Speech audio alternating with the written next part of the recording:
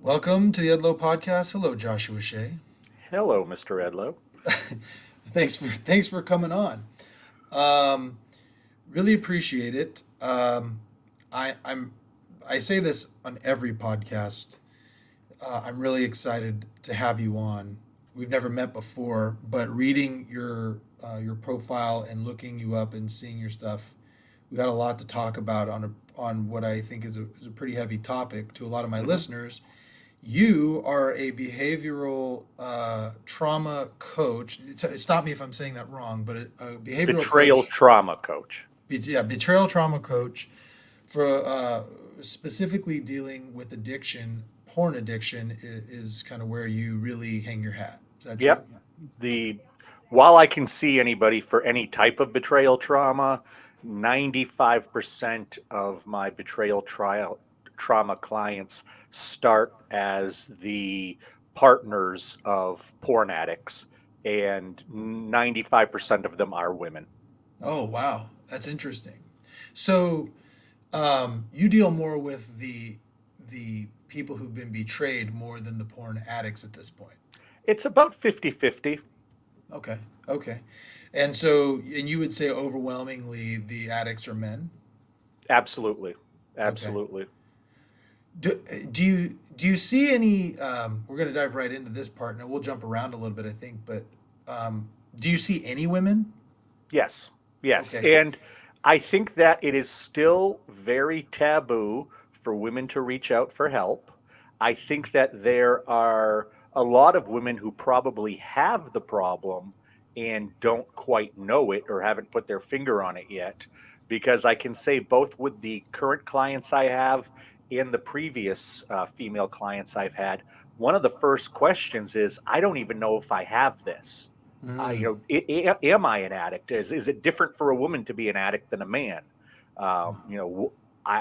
They're looking almost for a diagnosis Mm. at first, and with the exception of one of uh, the symptoms of pornography addiction are the same for man and woman. That was what I was going to ask is do you find one of the questions I really we could go for men and women. Do you notice that there are certain characteristics about people who are addicted to porn that you find? Yes, they all breathe oxygen. And and that's about it.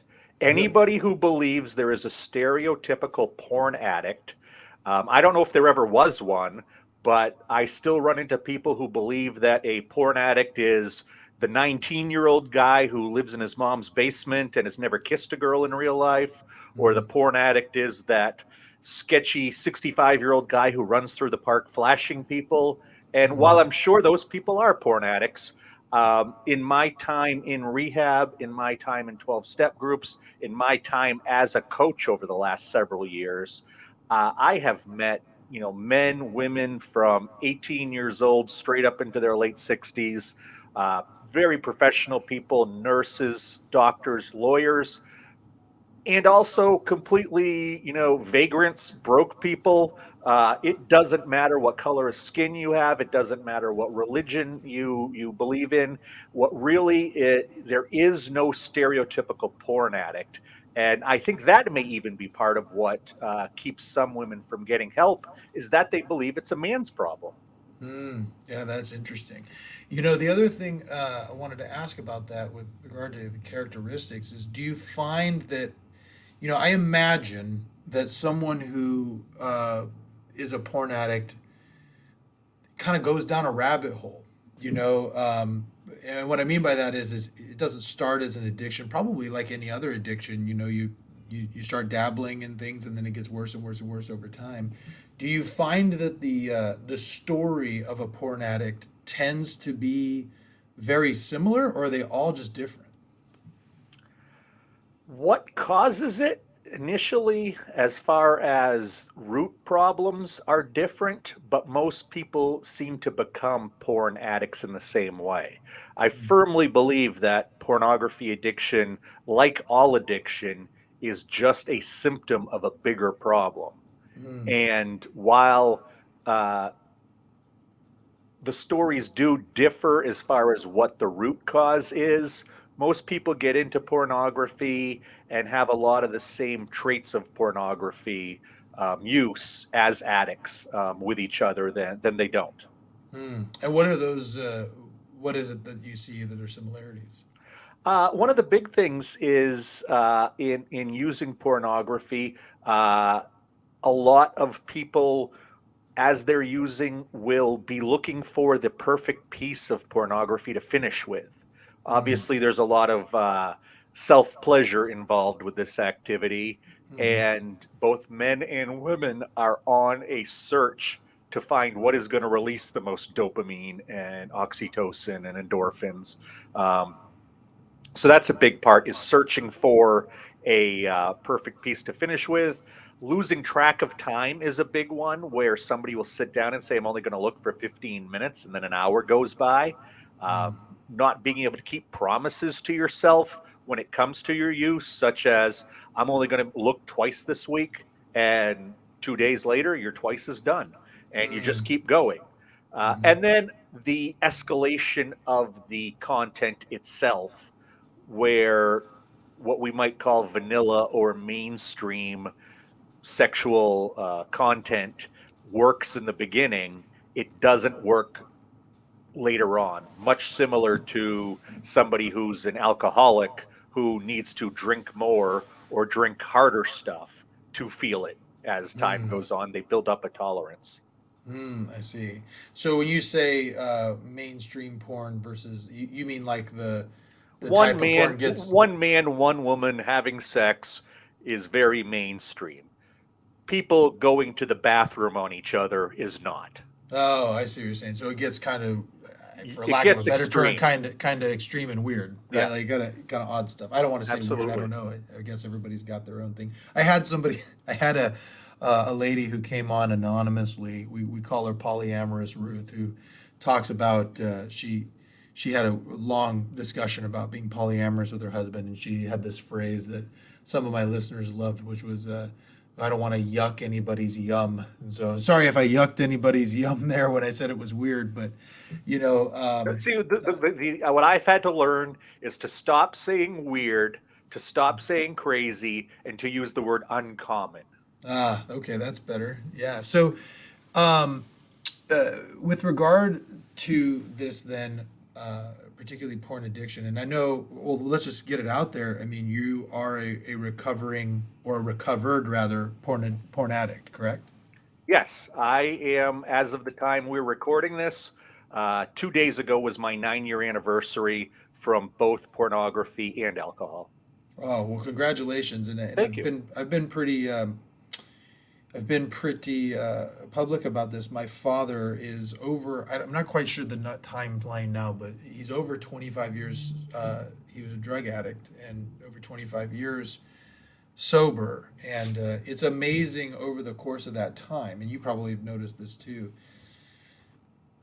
It was really interesting because for him, I like what you said earlier about addiction, where you said that it's a bigger problem, and there's a bigger problem than just the porn, right? And I think that goes Absolutely. with any addiction, is it's just an unhealthy coping mechanism of dealing with stuff that you're having a hard time dealing with, and so when he came out of rehab, it was almost like my dad was like, it was like dealing with another teenager for a little while, because he Yeah. just his emotional maturity was kind of stunted at the time when he started using, and he had bouts of it. It wasn't like he was continuously using it the whole time, but and so it's amazing the growth when you stick to it and you work hard. The growth. He's a completely. I have a sister who's 21 years younger than me, and and she had a completely different father than me. It's Yeah, I'm just so sure. interesting to see. Um, she was almost like a second chance for him. And him and my mother are still together. They've been together now. I mean, long time. At least And 21 years. exactly. And I understand that your wife, you had a pretty significant rock bottom, and you're still with your wife. Yep. Is that right? Yep. That's Thankfully, she understood addiction and she understood that my addiction was not necessarily a moral failure. It was not because I was a pervert or an evil person. It was because I was a very sick person. I was a very Mhm. ill person. When you put the alcohol and the pornography together, um, I was at the point that I hit my rock bottom.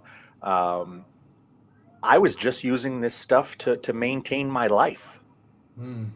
You know, Mhm. I say if I hadn't been completely knocked off my course of life, I don't think I'd be here with you right now. I Mm. really don't. Wow. And do you think that that's because you would have ended up suicidal, or do you think you just would have ran so hard you would have stroked out? What do you think? I think that there is a very good chance that I would have committed suicide, Mm. or I would have drank myself to death, which I was close to doing, or I would have moved into something harder with drugs. Mm. Because to be completely honest, at the time that I hit my rock bottom, I was already trying to find amphetamines Oh, wow. from people so I could stay awake Mm. because I was only sleeping about 2 to 3 hours a night for 6, 8 months. And I knew, and you can just have so much caffeine. Yeah. Um, and so I was starting to look for that stuff. So I can see where everything was pointing, and it was not in a good direction. Mm. Do you think, it's funny you bring that up. I'm an attorney by trade, and our occupation is, I think, right behind dentists and suicide, drug use, alcohol. I don't know what it is about being a dentist, but If you had to have your fingers in people's mouths all day, yeah, right. Well, but it's interesting because yeah, we run hard. I mean, we work yeah, long hours. We're in a very highly competitive environment where the harder you work, there's a view. I mean, when I'm in trial, we're constantly sending emails to each other at 3 in the morning, trying to show that we're working harder than the other person, yeah. and so I can see what it is that you're talking about when it comes to that. If you're running that hard, you need something to keep going at the level you're going. Absolutely. And I think there's also something to be said for the work hard, play hard mantra, Mm, where if you are working extremely hard and you only have a short amount of time of leisure or a short amount of time to hang out with friends, it's almost as intense as when you are working that hard or mm, everything else being that hard. I can look at times of my life when things were most stressed, where I had the most professional obligations at a time. And that was often when I was hitting the bars the hardest mm, to mhm. balance off how hard I was working. Sure, sure. Is there something that you think is novel about porn addiction versus something like an alcohol or drug addiction? Not really. I really don't. And I've searched this for a long time. I mean, obviously, every addiction has its own little pieces to it. I mean, porn Hmm. addiction is naked people doing naked things. Gambling addiction you lose money at. Every addiction is different. But I always try to tell people that, food addiction doesn't take place in your stomach. Cocaine addiction doesn't take place in your nose. And porn addiction doesn't take place between your legs. It all takes place in your brain. Mm, And aside from the fact that there are chemical addictions and there are process addictions, I really don't see that big of a difference between that and every other addiction. I believe addiction is addiction is addiction is addiction. mhm. And I think that also some of those things that I think when you're, correct me if I'm wrong, but I think that what you're saying is some of drug addictions are chemical addictions. Your body starts needing it. But then I even think then you also have a processing addiction, right? Where it's not just a physical but a psychological addiction to it. Well, actually, chemical addiction is one where the person is just there for the chemical. They are Mm, just there for the drug. They don't care where they get it. They don't care how they get it. They just want it. They want the numbness. They want the relief. With a process addiction, this is gambling. This is food. This is video games, mm, pornography. This is where the addict is actually a fan of the entire ritual, a mm, fan of the entire process. With pornography addiction, it's not just those last 5 seconds when you finish that you're there for. Mm-hmm. It's the watching everything. And there's so much ritualization to it. Where you watch, the order you look at your websites in, how the device you're using. Mm-hmm. People are very, very loyal to their devices. Mm-hmm. And it's kind of that way where, I mean, this is almost funny, but it's still rings true, is that if I hear a fax machine, I immediately think dial up modem. Oh, there's porn somewhere. Because for Mm. so many years when I was younger, watching porn was on a dial up modem. No, So when man. I hear that noise, that is like a Pavlov dog response of porn, porn, porn. And Yeah. that's part of the process addiction. Oh, man. And I'll tell you what, kids don't understand back in the day what internet was like when you had that dial-up stuff. That had been, man. So, No, they uh, don't know how easy they have it these days. I And, know. and I don't mean that as a joke. It's that I couldn't imagine what I would have been like if you would have given me an iPhone at 11 years old or 12 years old. Oh, man. I was watching scrambled Playboy channel trying to see something on our cable system. And now you literally have hundreds and hundreds and hundreds of years worth of pornography at your fingertips if you can access the internet. So that's actually something that I wanted to ask you about because looking at your just kind of studying up on you a little bit, you were an addict for 22 years, is that right? I was a porn addict for 24 years. I was an alcoholic for 22 years. Wow. So how old were you the first time that you started looking at porn? I was introduced to hardcore pornography by an older cousin when I was 12 years old. And you mentioned earlier, like getting into it and developing the addiction. That's not my story. My story Mm. is that I saw this and immediately was hooked. I Really? wanted more immediately. It took me 30 seconds to become a porn addict once I Wow. saw it. And Wow. I do believe that has to do with my origin story of the Mm. fact that I was sexually abused by a babysitter Mm. and members of her family.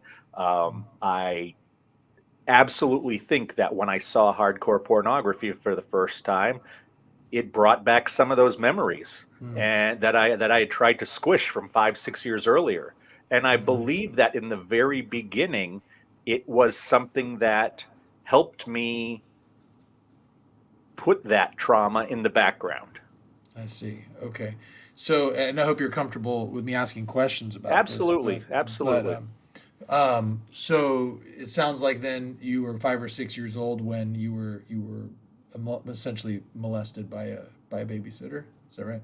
hmm Okay. And did your parents know about that and all of that when it happened, or did you kind of keep that quiet?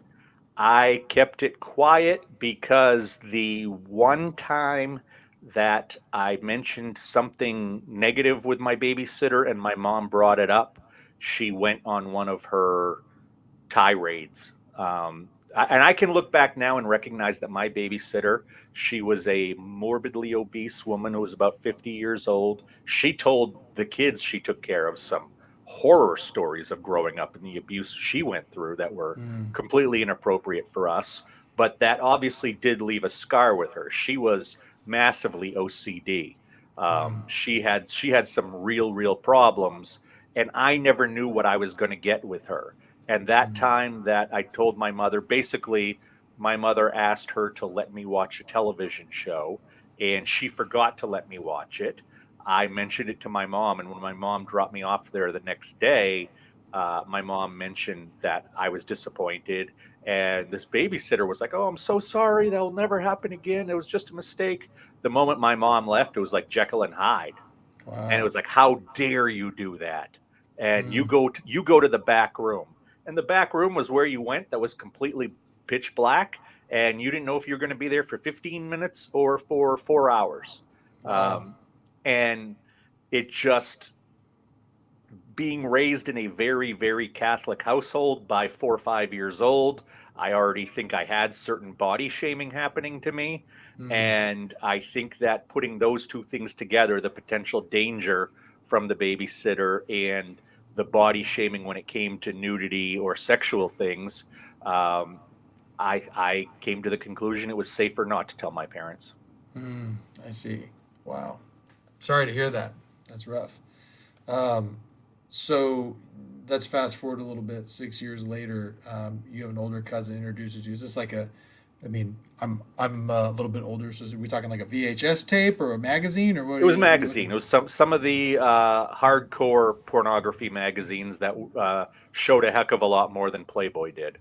So that's what I wanted to, because I mean, you being a porn addict of that vintage, you could also just talk about the advances in this, because I remember, look, we all remember the video store that was kind of not the Blockbuster that you'd Right. walk to, and then there was that back room. They even make, I think they showed Videotronics. Yes, I there. remember them. Yes, and I remember that the back room either had saloon swinging doors or they had Yeah. those hippie beads. Yeah, and then anybody who came through those things while you're sitting there, they would not look at anybody. They had a little Nope. black bag. Oh man, I could never imagine that would. I just, I just remember looking at those people, because I remember as a kid, you'd walk into those places, because by the time I was 17, 18, like all of those stores had kind of Yeah. gone away. It was all Blockbuster and Hollywood, and they didn't Hollywood Video. They didn't have any of that. But I remember being younger, and I remember asking my mom and be like, what's back there?" And she's just like, "Don't worry about it." And I was like, "Okay, all right." And then it'd always be some dude coming out with the plastic bag, His and big he mustache. just look at yeah, just like just looking down at the ground as he was getting it. Um, but anyhow, so after that you get hooked on it, but obviously at that point it's hard to get, right? So where Well, did you get it from there? the keep in mind this is the this would have taken 1990 was when I started drinking. And there was just one day after school, I don't know if I was in eighth grade or ninth grade, that I was riding my bike home from school and I passed Videotronics. And there was also a couple of convenience stores along the way. And I would stop. I'm such a big fan of cinema. I would often Mm-hmm. stop and rent a few movies. Yeah. And they knew me there. And there was one time, I don't know what caused it. I don't know what gave me the courage, but I walked straight back to that room, Hmm. and they had binders full of just the covers of the tapes. And you'd Hmm. have to look at the number on the binder. You'd flip the pages. You'd have to find a number and then look up on the wall where all the tapes were and find the corresponding number. I didn't do that. I just grabbed two things quickly. And Hmm. then I grabbed another movie or two and went up to the front counter and was like, okay, they were like, membership number. And I was like, 3660. Okay, that's going to be $8. And it was one of those mom and pops who was getting their butt kicked by Blockbuster. And if Hmm. they could get their $2 renting porn to a 14-year-old, fine. Yeah, they were gonna do it. And then on the way home that same day, there was a convenience store, independently owned, and I went in there and I said, I'm gonna see if I can buy some beer. And I thought instead of just buying a six pack, I'm gonna be clever, like I've seen people. And I just grabbed four bottles and Hmm. brought them to the front and put them down. I don't know why I thought that was extra clever. Like I've done this before. I'm an expert. And they rang me right up, put the beer in the bag. I put it into my backpack, and there I am riding home on my bike, 14 years old. Oh my God, king of the world. I've got four beers and a bunch of porn in my backpack. I Man. am the coolest guy in the city right now. And after that, for the next 2 or 3 years until I got a job after school, I most days, if I didn't have any activities, I was riding my bike to the video store and I was riding my bike to the convenience store and I was getting beer and porn. And that was my everyday for years. I would watch one video and have two of the beers before my parents got home. And then after they went to bed, I had a VCR in my room. After they went to bed, I would take the other two beers that I had hid under my bed that were warm by that point, and I would take the other porno tape and I would watch it with the sound off in my room after everybody went to bed. Wow. Man, now at that time, and I don't know as far as like your friend group, um, if they were also doing similar things, or was this something you were trying to keep quiet? Did you have any shame associated with this at the time when you were a kid? I knew I could never let my mom know what I was doing. Sure. Um, Three of my parents, or three of my grandparents, were alcoholics. So my parents never drank. Hmm. Hmm. And I think that they led me to largely believe that the moment alcohol touched my lips, the very first time I ever come close to it, I am basically going to be homeless, penniless, laying in the gutter, holding on to a bottle that, like in Bugs Bunny cartoons, has three X's on it, and you can Hmm. see the odor of it coming out. Hmm. And then when I actually did, uh, start to drink at that wedding for the first time when I was 14, it was more like, what are they don't know what they're missing. This is Hmm. amazing. Hmm. So that's what I But wanted what to else ask. have they lied about? If they Yeah. lied about alcohol, what else did they lie about? Well, I actually wanted to ask you about that with your background. I mean, siblings. Do you have siblings? I have a brother who's 2 years younger. Okay. And so, just curious, your household, was it a household that was, um, like, was sex talked about? No, it Were was these things? very, very conservative. My parents were elementary school teachers. Mm-hmm. They were super hardcore devout Catholics. Um, if we were watching, if we were watching Rambo and Sylvester Stallone killed 30 people, it was, can you turn the TV down? It's a little Mm-hmm. loud. If we were watching anything and somebody's rear end or a breast ended up on the screen, it was my mom or dad sprinting towards the TV to turn it off. Mm-hmm. Because in my household, it was okay to witness, killing. It wasn't okay to witness sex. Yeah. My parents never walked around in their underwear or naked. We were told not to do that. Mm-hmm. It was not a sex positive house, and I think that's part of what made my experience at my babysitter house so confusing. Was that they did have those kinds of movies on TV. They did talk about that kind of stuff. Mm-hmm. Um, and then there was the abuse as well, where, I mean, sadly, some of it didn't seem like abuse at the time to me because I was so young and didn't know. Sex there was a little bit of an intriguing thing. Mm-hmm. So I didn't know if sex was good or bad. I felt safe. I felt comfortable. I felt taken care of by my parents, but they gave a very sex negative message. Then Mm-hmm. I'd go to this babysitter's house where I never felt safe. I never knew it was going to happen, but it Mm-hmm. seemed like sex was celebrated there. And it was curious to me when I was 4, 5, 6 years old. So it was really a bunch of mixed messages for me. Well, that's interesting you bring that up because I gotta say, like, hearing you, like, I'm hearing this and I'm going, okay, well, you had a very sex negative household, so sex wasn't really talked about, which may have contributed to, your porn addiction in some way. And then at the same time, you went to this other place where sex was kind of more free and everyone was talking Hmm. about it, but you got molested there. So, like, where's the line, right? Like, I think it's interesting because I came, from a very different household than a lot of my friends. Like, I have a lot of friends that, I said I'm Mormon, right? And I have some friends, particularly, some friends, who they had some sexual problems. Mormons tend to get married pretty young, and a lot of the time, if you're doing it the way you're quote unquote supposed to do it, you get married as a virgin, and then you're having, and you're told your whole life before you get married, like, sex is bad, don't do it, and then you get married, and it's like everything's good, and a lot of people have a really hard time making that transition, right? And so I think that, and a lot of these households, particularly the very devout ones, I hear the story of what you're hearing, right? Like, it's not talked about. My family was not very traditional. I mean, my dad was Jewish before he was Mormon. He was a drug addict, right? So, like, we had Rambo on all the time and all that stuff, and we didn't have, like, porn or R-rated. We didn't watch sex stuff, but it was talked about. You know what I mean? Like our household, it was talked about, and so I like as getting older, it was just a conversation that I was used to having. As somebody who deals with this type of trauma, where do you think that line is where you do have the discussions, but you're not going too far with it?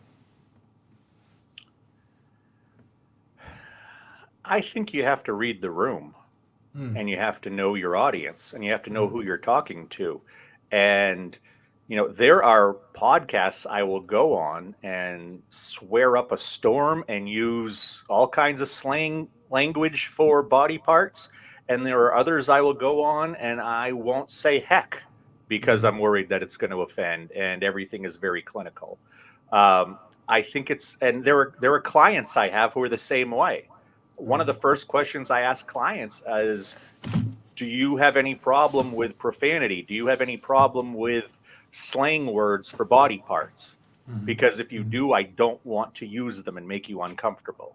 Hmm. So I think if it all means the same and it doesn't really phase you what the words are, which it doesn't for me, I think it's more about reading the audience.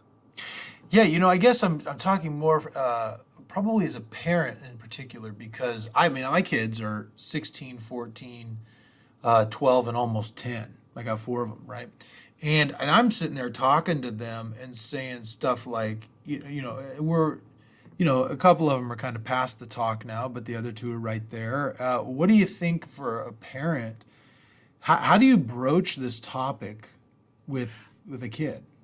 The most important thing that I think parents have to recognize is that this is not the birds and the bees speech.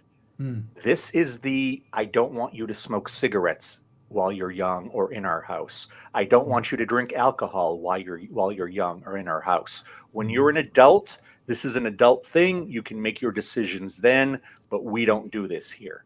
Hmm. And I think you can start being very age appropriate at a young age. I Hmm. think at 4 years old, 5 years old, you can say to them, you don't ever let anybody look at what's under your clothes or under Hmm. your swimsuit, and you don't ever look at anybody else. Yeah. And you certainly don't let anybody take any pictures of you, what's under your swimsuit. Hmm. And you don't ever do that to anybody else. And there's the lesson for 4 years old. Hmm. And maybe when they're 6 years old and they've started to go to school, you can say, well, you may see on a friend's phone or a friend's tablet some naked people without their clothes on. And if you see that, can you either let me or a teacher know? Because kids aren't supposed to see that kind of stuff. Yeah. And yeah, a 15-year-old kid would look at you and laugh, but a Hmm. 5 or 6-year-old kid actually wants to do the right thing, Yeah. actually wants to learn. So I think Yeah. if you can instill some of the basics at that point, and you can make it a little bit more age appropriate as they get older. And I Hmm. think personally that every 12 and 13-year-old boy should be told about porn induced erectile dysfunction. That Hmm. if you watch so much pornography, you literally can get to the point that your penis breaks and doesn't Hmm. work the way you want it to. Hmm. And that's scary. And I think that might scare some of these kids into delivering lower pornography addiction rates to us, Hmm. because Yeah. the problem is really with the uh, population that doesn't remember a world before high speed internet. Hmm. Hmm. That was the before and after. Hmm. That is the demarcation line of when this got serious. Yeah, I'm an old school porn addict, but Hmm. the amount there are today are ridiculous. I mentioned porn induced erectile dysfunction. When I was 20 years old, average erectile dysfunction rates for guys my age were 2 to 4%. Hmm. Now, guys who are 20 years old, the average erectile dysfunction rates are 20 to 25%. Wow. And And they've correlated that to porn use? absolutely, because I can't imagine it would be anything else. And Sure. people have looked at other things and can't find anything. Yeah. And the reality is, I've said this a million times, but The amount of porn my great grandfather saw in his lifetime, I could see in one afternoon. Mm-hmm. And the next Mm-hmm. afternoon I did it again. And the next afternoon I did it again. And the next afternoon I did it again. Well, there are kids now who can, who are 14, 15 years old, who can see more porn or more explicit pornography Mm-hmm. than I ever could. I mean, remember, if I'm 15 years old and I get a Playboy magazine, there's a finite amount of pictures in that magazine, and Sure. they were not hardcore, over the top, freaky, other lifestyle, uncommon sort of stuff. It Right. was pretty much mainstream, sort of artsy. Mm-hmm. Um, Sort I of, can't. sort of artsy. Yeah, I read it. I well, read it for the compared to articles. what the other magazines were out Yeah, there. I read it Uh, for the articles, right? yeah, yeah, Yeah. exactly. Um, I actually did like the cartoons in there. But yeah, I think that, and that's what I worry about with kids today, because literally, if you can spell man, sex, and woman, you can watch it. Yeah. That's And the that's thing not the that case when I was 11 years old. So y- I think the number one thing for parents is to recognize they have to say something. You cannot porn proof your kid. I don't care how many filters you put on. It's not a matter of if your child is going to see porn. It's a matter of when. And if little Johnny on the bus shows them the latest, bad stuff from the internet on his phone, what is your kid going to do? What is your kid going to say? If you don't know, you have not porn proofed your kid. You've just shoved your head in the ground. wow. Yeah. It's funny. I can remember there was a time when me and a friend. This was right when the internet had kind of become, had started to become prevalent in school.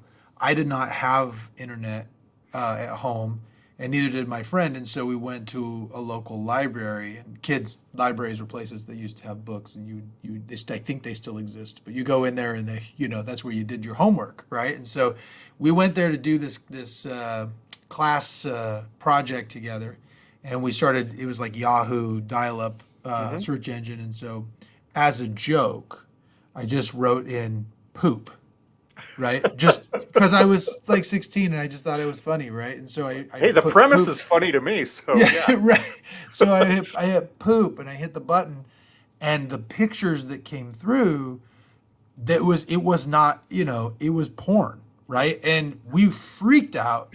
And because we're in a public place, right? And so yeah. we X out of it, and we're like, oh my gosh, I remember then thinking to myself, I'm like, this is different. You know what I mean? Like What even gate to hell did I just open? well, I just realized it was like, oh my gosh, like it was scary to me at that point because there was Yeah, we were just being stupid kids. It was like Adam Sandler humor. You know yeah, what I mean? yeah, exactly. And we just and we stumbled upon it, and it's so much more prevalent now than it even was then. I mean, I think every kid now can expect that they're going to have, just as sure as there's going to be a situation where they're offered marijuana. They're going to have an experience with porn, whether they meant to or not. It's going to Yes, happen, and exactly, and exactly. what would you say to somebody? There's probably somebody who's listening to this and they would say, porn addiction, sure, that happens, but that's not me, and that's really rare, and really, this is just kind of a shaming thing. Porn really isn't that bad. What would you say to that person? I hope that you are able to maintain that ignorance for the rest of your life and never find out the truth. Mm-hmm. Yeah, that's. Do you think? I mean, you're a recovering porn addict, and I do want to go through your story, but as a recovered porn addict, do you think that there is a well, first, do you think there's a healthy way to use porn? No. And I say that because I have probably read over 150 studies about pornography, whether it's about how it affects kids, how it affects married couples, what it means for aggression. I mean, all kinds of studies all over the place. I have never read a study that concludes looking at pornography can be healthy. The Mhm. best I can say is that there is a population out there to which pornography and their use and their ability to moderate their use makes it not unhealthy. Okay. Meaning there's a way for them to use it without becoming addicted, maybe? Exactly. Just like there are people who can go and have one or two beers and call it a night. Um, I can go into a casino. I win $50, I lose $50, whatever, I leave. I Hmm. don't have the gambling addict gene. I understand how it could happen, Hmm. but I don't have that running through me. Hmm. And so I'm okay with gambling, but I understand there are a lot of people who aren't, much like with pornography. There are far more people who can handle it than can't. Yeah. But we're not even educating people in this world that there's a possibility that they won't be able to handle it and it'll lead to health issues. Well, yeah, and also, when I've talked to some people about this and they've given me that, they go, "Wow, that's a smaller segment of the population." And I go, "Well, that's true. Hey, how many people who smoke get lung cancer? Studies show it's 10 to 20%, and we Yeah. slap a label on every box, you Yeah. know." Now going into that, you mentioned porn as being unhealthy, maybe not addictive, but what are some of the things that happen, even if you're not addicted, when you have, I would say, what maybe ritual porn use? Yeah. What would you say are some of the things that the dangers of affecting your relationships? Um, I would say the biggest issue with non addicts is the kids, Hmm. the teenagers. There are so many young men and young women watching pornography and getting their cues and their education about sex from it, Hmm. and not realizing, those of us who have been in healthy relationships or healthy sexual relationships understand that pornography is not a documentary. We understand it's not a reality show.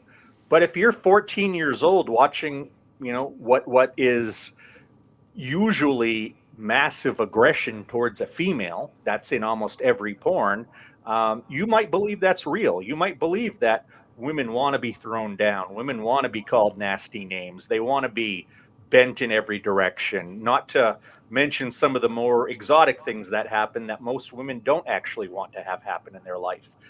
What is happening now, and I found this out at a health seminar that I went and spoke at. It was at the health center at a college here in Maine.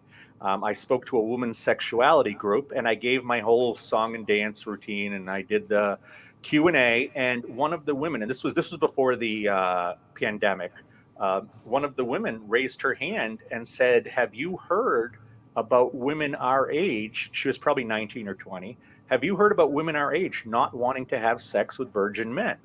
And I said, "Well, I know there's an incel culture. I know that there's, a bunch of angry guys out there who think that girls are stuck up and, have it out for them. But I don't know much about this. Why?" And she explained it to me, and all the other young women in the room were like nodding. And I was like, okay, this is time for me to learn.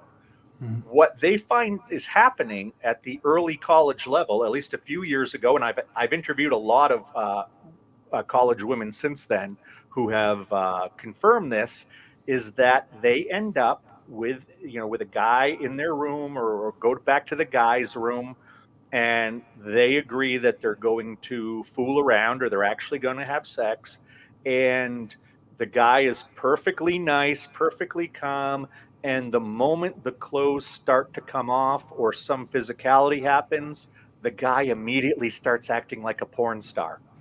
Hmm. And women don't want that. Women don't want to be thrown on the bed. They don't want to be called five-letter words. Hmm. That's not how they want it to be. And there were a bunch of women in that room, and many women I've met since then, who say that if they find out that a guy is a virgin, they will not have sex with them Hmm. because they don't want to go through some kind of retraining period to have to point out to them that, sorry, but the 10,000 hours of porn you watched was wrong. Don't want to be treated that way. So I think, to me, that's what's happening generationally to the youngest right now.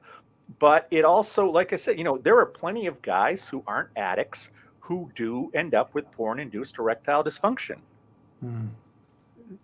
It's There's nothing normal or healthy, in my opinion, about watching strangers have sex. There's, on Yeah. a message level, and this isn't even getting into the trafficking and all the other stuff that could morally stop a lot of people. It's just there's so much bad with it that I don't think you have to avoid it if you're only an addict. Yeah, that's one of the things that I've always found so interesting about people who have like a I guess, for lack of a better term, like a fetish with porn, is that it's just so different than the actual sexual experience. I mean, there's no intimacy to it. There's No. there's none of that. It's just kind of two people just rough housing. I don't know how else to say it, but here's a question I have for you on that same topic. You mentioned, they don't want to be treated like this. Are there, and I have no idea really, but are there even studies that show, like, I got to imagine there are studies that show, like, what I guess the best, like, not the best, but like the top categories for porn are? I mean, Oh, like, what people are absolutely. looking at? What are the Abs- things that are like the top things the by top, yeah, the top looked at or by categories of porn? far, by far, on legal porn sites, Hmm. the two most searched terms are connected with teen or some form of incest. Oh my gosh, incest? If you go onto a any major porn site, if you type the word incest, it won't come up. That's how they can pretend that it doesn't exist in the industry. But if you type daddy, mommy, sister, brother, stepbro, stepsis, any of these things, you are going to find hundreds of thousands of videos. The incest fantasy genre, and almost all these videos have a disclaimer at the beginning that these are actors who are not related, because that gets around certain state laws that wouldn't allow for actual incest to be distributed. But it's incest fantasy pornography is number one, and teen pornography is number two. Wow. So I got to tell you, as a father of two daughters, that is highly concerning. Yep. I mean, wow. And these are on legal porn sites. Well, I tell you though, the biggest one. I mean, I don't know if you want me to name it or not, but the biggest porn site of all, about 2 years ago, the credit card companies were threatening to pull their ability to charge. Hmm. And so they came up with a compromise where the porn site said that they would take down any video where they could not confirm an actor or actress's age, or they could not confirm that the people in the video wanted to be in the video and can, agreed to be there. They had 12.5 million videos at the time. They pulled down 8.5 million Oh my gosh. because they couldn't Wow. confirm age or consent. Wow. So when you say couldn't confirm that they wanted to be there, you mean like they could have been like rape videos or something? Rape video, underage video, somebody was trafficked, somebody didn't know they were being filmed, all that kind of stuff where it was not a consensual act to end up on a porn website. Wow. And I mean, two-thirds of them are taken down. Yep. And that Wow. site didn't miss a beat, didn't lose any traffic. Nothing major happened to it. They lost two-thirds of their content. Nobody blinked. And I just saw a statistic the other day. I think this is the first time I share this on a podcast. I saw a statistic for this particular website the other day that said that if you started watching what they had online and you went backward, watching everything just one time, you would end up slightly before the Civil War started. Wow. So I, that's I lifetimes of pornography on a single site. I remember seeing an article. I don't remember. It was years and years ago, but I remember something happened. They were talking about. There was an article about the porn industry. Someone had tested positive for an STD. I don't remember which one, and they had to shut down the entire industry for like a month. And everyone was like, "What are we going to do with porn?" And they were talking about like, "What are we going to do without a month of porn?" And the people who were in charge, like all the major studios were like, "We've got more than enough that we haven't released yet to cover the next month. Like, not a Hmm. problem." I mean, this stuff. So wow, like that. It's just so. I mean, has there been any studies that talk about? Uh, has there been a rise in, say, pedophilia and things of that nature connected to porn? Nope, no connection to no connection to true sexual paraphilia disorders. Okay. No connection to spousal abuse or spousal rape. Mm. Um, the only really interesting stat that I'm still trying to figure out these days is that statistically, less men who are porno addicts cheat on their partner than non-male porno addicts. Yet, if you look at female porn addicts, statistically, they cheat more than double what non-porn addict females do. Okay, so just so I understand what you're saying that porn addicted men will cheat more, Far will less, cheat less than non porn addicted men, right? but porn addicted women double what non porn addicted women. Yeah. Wow. Well, everybody's just cheating on each other. Well, I was gonna say we can come up with a million theories why that's the case, but but I don't know exactly. But no, I wow. mean, the thing is, it's been studied and connected with other things, or tried to be connected with other things. You can see a connection, or some connection between other sexual issues like uh, exhibitionism Hmm. or voyeurism. Hmm. Some of the other things that are considered sexual disorders, which both voyeurism and the other one are. Wow, man. So let's kind of talk a little bit about your. We talked a little bit already about your origin story, and your first experience with porn. And you went from 12 to 14. Um, where about in your story? Uh, well, before I go that far, so throughout high school, I mean, how often are you using porn? Is it like every day? Is it gradually increase? If I had a girlfriend and if I was sexually active with her in high school, it dropped quite a bit. Otherwise, if I didn't, it was probably 4 to 5 times a week. Okay. Once a day on those days I did 4 to 5 times a week. Wow. As far as that goes, though, did that come on gradually, or was it just always that way? And did you think at the time, were you like, this is normal? Like, what were you thinking? I don't think I wondered at the time when I started in the first few years if it was normal. I don't think I thought about that very much. Um, when I recognized that I was different, the first time I recognized I was different, I think it was probably my junior year of high school, maybe sophomore or junior. And I was on the soccer team. After practice, we went to a friend's house, and that friend had a VHS tape of some porn.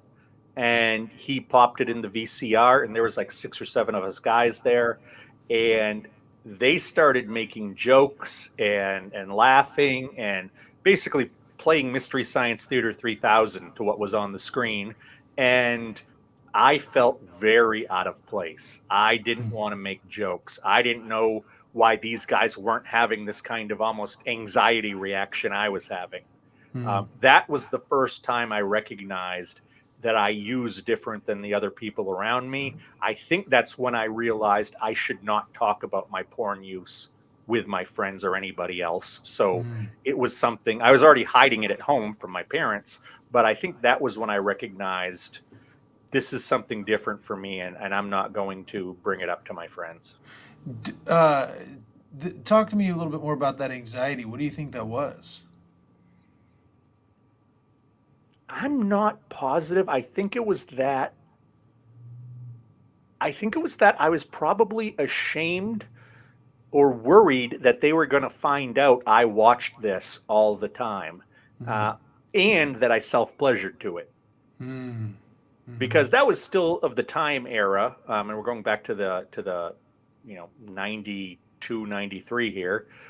This was still at a time when everybody pretended they didn't look at porn and everybody pretended they didn't self-pleasure. Mm. So you've got a room of six guys. They could all have been the same way I was, but Mm. everybody is acting like, oh, I've seen a porn once before, and this is Mm. funny and this is crazy. How do people watch this? And I'm sitting there just going like, oh my God, this is like watching a bunch of people use a drug the first time, and I'm standing on the other side of the room, a complete addict of the drug, and Yeah. and I can't admit it to them.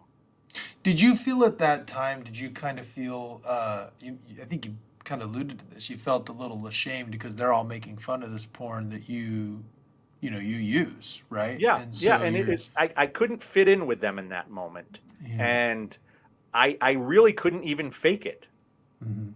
It just was so, it was at such a gut level of, oh my, this is I'm now watching this stuff that is very, I don't want to say special, but it has a priority in my life, with a bunch of these guys who are treating it like a joke, not like it's a priority, and that is a foreign way of looking at it for me. It just Mhm. didn't add up.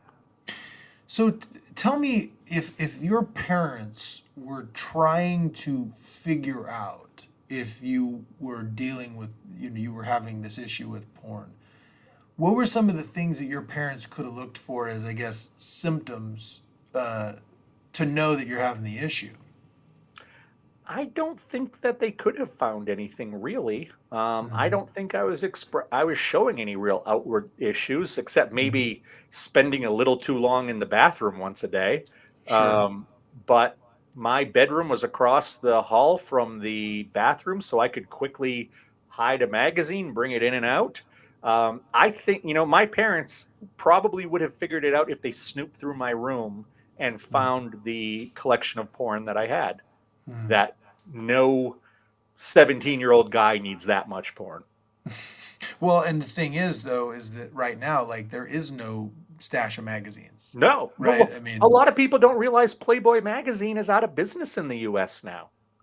really. Yeah, it disappeared during the pandemic. Nobody really noticed because no one was buying it anymore.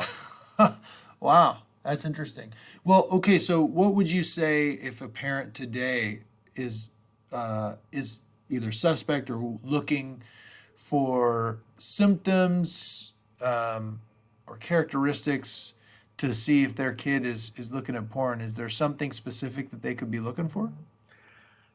I would look to see if they spend a lot of time by themselves. I would look to see if they had many friends. Did they have friends of, assuming they're heterosexual, do they have friends of the opposite gender? Are they showing any interest in that? Because that's an age where puberty hits and you start to, Mm, show interest in people around you. Um, One of the big keys is mention it. mm, Do you look at pornography, Jimmy? And you know what? If you ask Jimmy, hey, Jimmy, do you swim in the river naked every day? He would laugh at you because the answer is no. If mm, he doesn't act normal and he acts really freaked out when you ask him if he watches porn, that may be a big sign. That's one mm, of the big ways that wives and girlfriends catch their male partners, is that if you're around somebody long enough, you get to know them. You get to be able to read their body language, mm, and you can often tell simply by asking if somebody's dabbling in that. yeah. Um, I think that it is. I think that it is not. Uh, I think it is wishful thinking if you are a parent and you think that your kid's going to get to 16 or 17 without seeing porn. Oh, The I think, yeah, I the think it's, average kid sees porn at 11 years old for the first time now. That's even wow, younger than I was. jeez. And I think that if again, I believe that education is the absolute answer to this question. Um, I even tell people I am not necessarily anti-pornography. I am pro healthy sexuality. Mm, mm-hmm. And one of the things with parents like mine who are, let's pretend sex doesn't exist, let's pretend we're not naked under these clothes.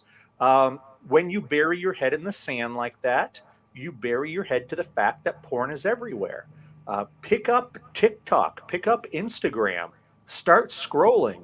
You're going to see a 22-year-old girl jumping around in next to nothing. You're going to see a guy in short shorts and great abs, trying to get you to go over to his porn site.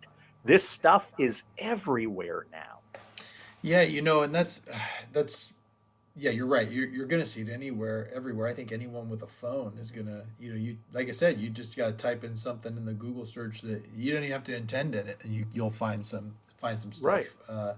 I remember hearing a friend of mine say, and this is what's so scary too, is he was talking about, we had come to find out that someone that we went to high school with went to prison, for exchanging child pornography.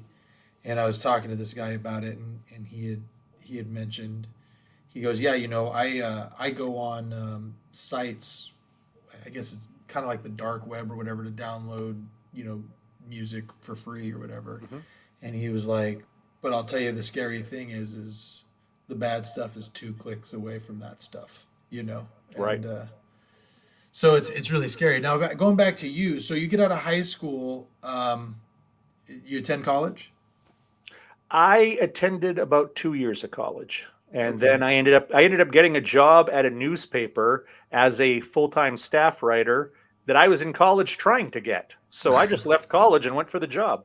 Nice. And so, yeah, I read that you have a journalism background. And is this kind of, as you're doing this, I mean, I'm sure you're grinding, trying to, make a name for yourself Hmm. in a highly competitive field. How does that affect your porn use? It didn't really affect my porn use that much. Again, if I was with a girl at the time, it dropped in Mhm. frequency because I would have been sexually active. At the times that I wasn't sexually active, it probably again was 4 to 5 times a week Mhm. average, maybe a little less, maybe a little more, depending on what was going on. But those early days in journalism when I was 19, 20, those were really big deal years for my alcoholism Oh, okay. because the news industry at that point, it was just beginning to take shape where you couldn't smoke in the newsroom, Mm, and these guys were hating it because they went through 3 packs of cigarettes a day. mm, I heard so many stories of guys having little flasks and taking nips all day long. That was when I started smoking cigarettes. That was mm, when I started drinking more after work. We mm. would somebody would buy a case of beer and we'd all stand around in the parking lot and drink beers until they were gone. Mm. So that time wasn't the worst in the world for my porn. It was the worst for my drinking. Wow. And do you feel like those were interconnected in any way, or do you think they were just two different addictions that you were dealing with at the same time? They're two different addictions, but I didn't realize it. Mm, I thought really until probably about 5 or 6 days into my stint at alcohol rehab, which I went to first, um, I thought that my porn use was just a bad choice I made when I drank. Because over the years, I probably used porn, or 75% of the time I used porn, I was drinking. mm, And, mm. you know, r sending people stupid texts is not an addiction, but I did that when I was drunk a lot too. Right, And, right. so if I'm just looking at porn, well, that just must be an offshoot of my drinking. It wasn't until I was at rehab for alcoholism, that my case manager recognized that I had sexuality issues, I had pornography issues. He had me start to meet with a certified sex addiction therapist off campus. And this was the guy who made me realize that, perhaps most importantly, he showed me that addiction is truly a disease. Uh, and he showed me that porn addiction is a real, tangible thing, and that I had it. And not only did I have it, but I had it going back to before the alcoholism started. Hmm. Interesting. The going back to this time, then, did you notice? Well, where in the timeline does the internet become prevalent for you? My senior year of high school, 94, was when we got the internet. I was one of the first people I put this way, I was the first person I know who had an email address. I had to meet people online who also had email addresses to use an email address. Um, which was it was I was one of the first 200,000 people on America Online, which at one point grew to like 20 million. I was there very early, and it didn't take long for me to find out where you could get pornography online. At that point, it was Usenet news groups, which I don't think even exist anymore or haven't for the last 20 years. And this was where you're talking the age of dial-up, where you would find a file you wanted to download, you would have to click on it, and you would just sit there and wait 3, 4 minutes, and then you'd have to take that file, put it through some kind of file adapter so it could actually become viewable. And then there it was, 7 minutes after you started, there's your one single naked picture. Oh man, yeah. Well, if it downloaded in 4 minutes, you had some fast internet back then. No, I. It's funny you bring this up because you know the, we talking about the internet. Just a complete aside. I remember when I left. I served a mission for my church from 2000 to 2002, and we did not have internet in my home at all before I left on my mission. And then when I came back and stayed with my parents, when I came back, they had internet. And so I got an email address when I came back, and I can remember the first time I met a girl at a church dance, and she was like, I go, hey, can you, why don't you give me your phone number? And she's like, well, why don't you just give me your email address, and I'll just add you on my, I think it was like Buddy AIM or list. something, like an IM thing or something. Yeah. And I remember being like, that's so weird. He said it was like, I don't want to talk to you anymore. I was like, that's so weird. Now that's everybody. It's texting and instant messaging and all that stuff. Well, And and so, now we don't have any phone books or encyclopedias or travel agents or any yeah, of this stuff that you explained yeah. to a 15-year-old what it was. Right, right. So do you find as the internet increases, does anything, either frequency or the different types of porn, are you exploring differently as internet is becoming faster and becoming more a part of our lives? Uh, in the very beginning of the internet, it was nowhere near as uh, fine tuned as it is now. Hmm. There were not sites that slickly had videos because it was hard to show videos in the beginning. And they were Most of all it was, pixelated. yeah, Yeah. it was still pictures. As speeds got faster, you started to see some videos, and I think what it really was for me first was that the amount of porn I could consume in a given time really went up. Mm. It wasn't that I started to get into very weird genres until later on. Yeah. And you may not be the person to ask this, but I just wonder, how are they making any money? I mean, how is the porn? I understand when they had magazines and videotapes how they were making money. I mean, are they making money on ads? Oh, ads Uh, huge. okay, Pay so much for stuff. on porn. Huh. Yeah. Exactly. And Wow. there are, sites where there are sites where you can go up as a model and show your own stuff. Oh, You know, right. e- I've e- heard e- about OnlyFans, right? Yeah. Absolutely Mhm. OnlyFans. And there are many other OnlyFans knockoffs now. Mm. And this is how a lot of the sites can make their money. Advertising is a big deal. Sometimes they charge people to upload content. If you're like a Pornhub and you can reach 18 million people in a month, it's worth something to a pornographer to get their video up on your site, and then for them to tag on a commercial for you to go to their website at the end of that video. So yeah, don't worry, they're all still making money. Yeah, I just wonder. I was like, because I know that for a while there was like pay sites and things like that you could do, and then I'm just wondering now everything it's got to be free. So it's It's it's very cheap, but you got to realize also, for the bulk of pornography being in what we consider modern day media, you had to go to a theater or you had to go to a store to purchase it. And at that point, 50s, 60s, 70s, 80s, first part of the 90s, they targeted a straight white male audience because they knew they could make money with them. When you think about it, back then there was probably only a couple hundred porn stars, and they were all in California working for a handful of companies, and it costs, they actually made better money back then than they do now.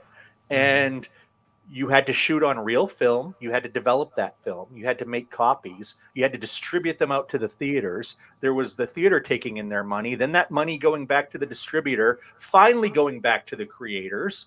And it was such it was like real Hollywood. It was a very convoluted, expensive thing. So they had to go after the audience to who they knew would watch this stuff. These days, it costs so little to make porn, it costs so little to distribute porn, that porn creators can now target people. They can target the white woman, they can target the lesbian, they can target the black man, they can target the person of faith, they can target the person who has some really weird fetishes, because you don't have to make as much money to make money in pornography now. You and I, being thousands of miles apart, could tomorrow, we could start casting a movie. We could have people shooting their own movie and sending us the film. We could have it edited by the end of the day and up on a site making us money. In one day, not being together, you and I could direct and produce a porn movie and start making money. That's not the way it was 20 years ago. And when you think about the delivery of it, well, you hear stories from guys like, oh, I'd have to sneak into the adult bookstore and get something in a brown paper bag and get out and hope that nobody saw me leaving the adult bookstore or the theater. Well, women didn't want to go in those places, and a lot of people didn't want to go in those places. Now that you can sit at home and press a few buttons and get that material, there's so many more people consuming it. Wow. Yeah. Man, well, yeah. So another thing that you might that I've heard people say, particularly guys, and this is what I think is so scary. I told you off air. Being a Mormon, I know that there's a lot of discussion about issues with regard in high demand religion in general, of porn addiction. Even so, more so that the Mormon Church has created a porn addiction recovery group of their own, to try to curtail some of it. And I've heard some people who say things along the lines of, "Oh, well, everybody looks at porn. Everybody's a porn addict these days." What would you say to someone like who says that? So what are we going to do about it? Yeah. If you think everybody's a porn addict these days, well, you're probably a little high, but you're not that far off. What are we going to do about it? Yeah. And the thing is, just because everybody has something doesn't mean it's not dangerous. Didn't we learn that during the pandemic? Yeah. Yeah. What do you think? Obviously, porn addiction is dangerous, but what do you think the main dangers are that you need to be aware of with this addiction? What do we do? What should we be scared of? The way that it warps people's sense of sexuality. Number one, the fact that it usually leads to bad places. I mean, addiction in general. Addiction usually ends with you losing your family or friends, you losing all your money, you losing your professional life, you getting in some kind of physical or mental problems or problems with the law. Mm, After that, where do you go? You either go to recovery or you go to an early grave. mm, And that's true with porn addiction as it is with every other addiction. It mhm, is very unhealthy for your mind. You literally cause brain damage using too much of this stuff. mm. Well, let's talk a little bit more about as you're going forward now. When about in the timeline do you get married? I got married when I was 27 years old. So Okay. I had been using porn. I'd known my wife for 3 years at that point, I think. And uh, I knew her for 3 years. I'd been using at that point for, I think, 12 or 13 years. Mm, okay. And did she, as you're dating, did she have any idea that you were into porn or that you were addicted to porn? She had the idea that boys will be boys and guys watch some porn. She wasn't a prude. She wasn't a, religious person or somebody who was freaked out by it. She didn't watch it herself. We watched it a little bit together, although I found that very uncomfortable. Um, but no, she didn't have an idea because I didn't want her to be part of that life of mine. Hmm. Hmm. What made it uncomfortable watching it with your wife? Is it just because you'd been doing it yourself for so long? There was a shame It, component? no, it was just so foreign. Hmm. This is a solo activity I do alone. Whatever it is I was getting out of it, I mean, I guess the dopamine, Hmm. what I was getting out of it, I did on my own. And here's the thing that a lot of people I don't think recognize about porn addicts. Hmm. I did not use pornography because it was sexually exciting, or I did in the very beginning. By the time I was probably in my 20s, it was a maintenance thing. I needed the chemicals. I Hmm. didn't care what was on the screen most of the time. As long as it could get me off, I don't care if what the nationality of the woman is on the screen. I didn't even care if it was a woman on the screen because I wouldn't remember what was on the screen 2 minutes later. Hmm. All I wanted was whatever was going to do the trick. Hmm. So to me, having relations with my wife, that scratched very different itches Hmm. than the pornography addiction did. It's kind of interesting when I sit and talk with the betrayal trauma clients that I have. Part of me, says to them, I think you may even be slightly lucky in your position because you're talking about a partner who has an actual medical problem. He has the disease of addiction. What if he didn't? What if he just liked to look at porn? Why does he like to look at porn? As a substitute for sex. That's why most people look at it as a surrogate for sex. Um, with nothing wrong with them mentally. Hmm. At least your guy has a problem. You can point to a medical problem he has. He's not just, a butthead. He's not Hmm. just a guy who lies to you and does whatever he wants behind your back. The guy who is not an addict and is looking at porn after his partner has said not to, I think is a far more reprehensible person than somebody who is addicted to it. Hmm. Because I know that the addict is not there for the TNA. Hmm. The addict is there for the dopamine and the oxytocin and the serotonin and all those pleasure chemicals. And I've heard from so many men and women who are addicts who say, I don't even like this stuff. I don't even want to use the stuff, but I have to. And it reminds me of listening to men at Alcoholics Anonymous talk Hmm. about in their worst times of drinking, they had to drink to stay alive. Hmm. Wow.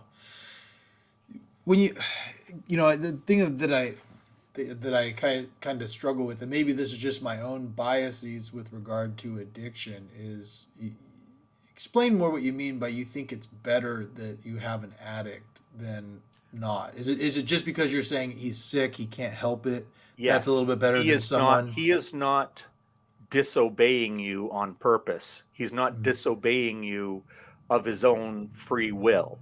mhm, When you are an addict, and I was an addict of both alcohol and porn, if mhm, I could not get either of them, mhm, it literally felt like my body was screaming at me that I was going to die if I didn't get one of these mhm, things quickly. mhm, mhm, It was not about the pleasure of drinking and the buzz.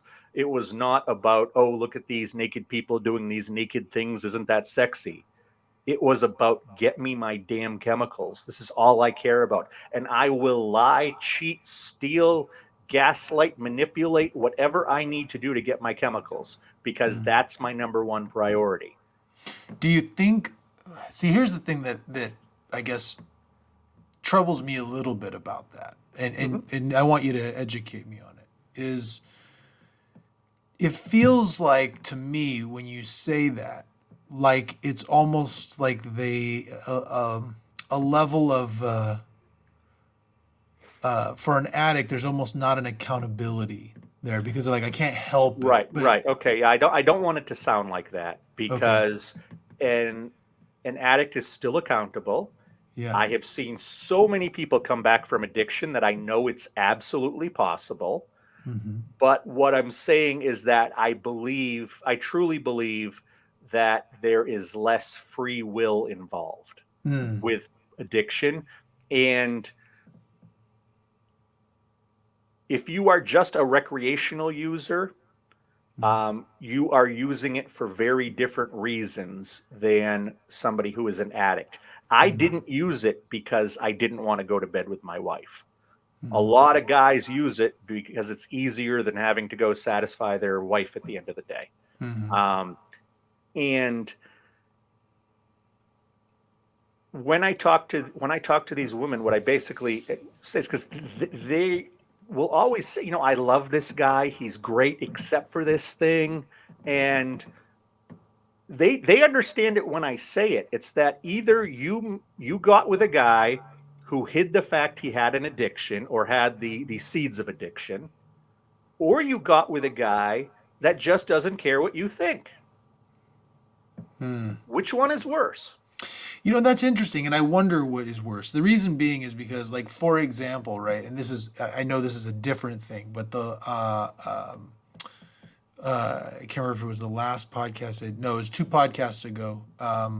I had John Meldrum on, and John is a guy who he's on the LGBTQ spectrum, somewhere between bisexual and gay, but married a woman and then engaged in infidelity with men while they were married, and she divorced him. And he had kind of hid the fact that he was gay, and so his first wife kind of walked away really hurt, feeling as though their entire marriage was a sham. And listening to that, I'm going, okay, so like now he's remarried, right? And he's remarried to a woman who understands that he's on this spectrum, right? Mhm. And so he discussed a little bit because he also had a porn addiction that he was dealing with, um, and uh, and so I don't like I'm wondering which one of those would be worse. Feeling as though your marriage, because if you hide it from them, you can come. I could see how that could be a major betrayal when you're like, you lied to me, Yeah. you know, and then And if but then if that's 10 years after getting married, yeah. well, holy crap, what else did he lie about? Yeah, no, it's true. So let me ask you another question because this came out of his podcast actually. What do you think about somebody who says they're a porn addict and they're like, well, I still occasionally look at porn and it's not a problem. Would you say that for a true porn addict, that's okay, You or would? you are either not a porn addict or you are not in active recovery. Hmm, okay, No, it's not okay if you're an addict. right. That's kind of that's when he kind of suggested that I said to him, I go, My dad is a recovering drug has been a drug addict in recovery for 25 years, and I doubt if I asked him that question, he'd be like, I still snort cocaine every once Yeah. in a while, and it's totally Every fine. yeah, at his year anniversary, he should be able to take a few bumps because he Yeah. made it another year without coke. Yeah, So right. celebrate. Right. No, I mean that's stupid. No, it's completely counterintuitive. Right. Interesting. Yeah. So now let's talk. So you hit a pretty serious rock bottom. Oh yeah, I Uh did. yeah. Talk to me about so it sounded to me, and I just read a little bit about this, and I said I didn't want to read more because I wanted to actually just ask you questions and hear Hmm. how it went.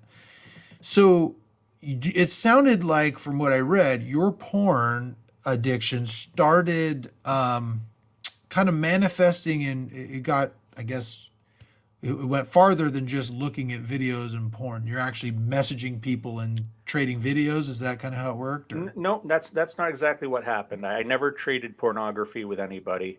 Okay. Um, what happened was I was in what would end up being the last 6, 7 months of my addiction, and for 2 or 3 months from November 2013, or I'm sorry, from August to November 2013, I went into chat rooms and I would find women who I could interact with.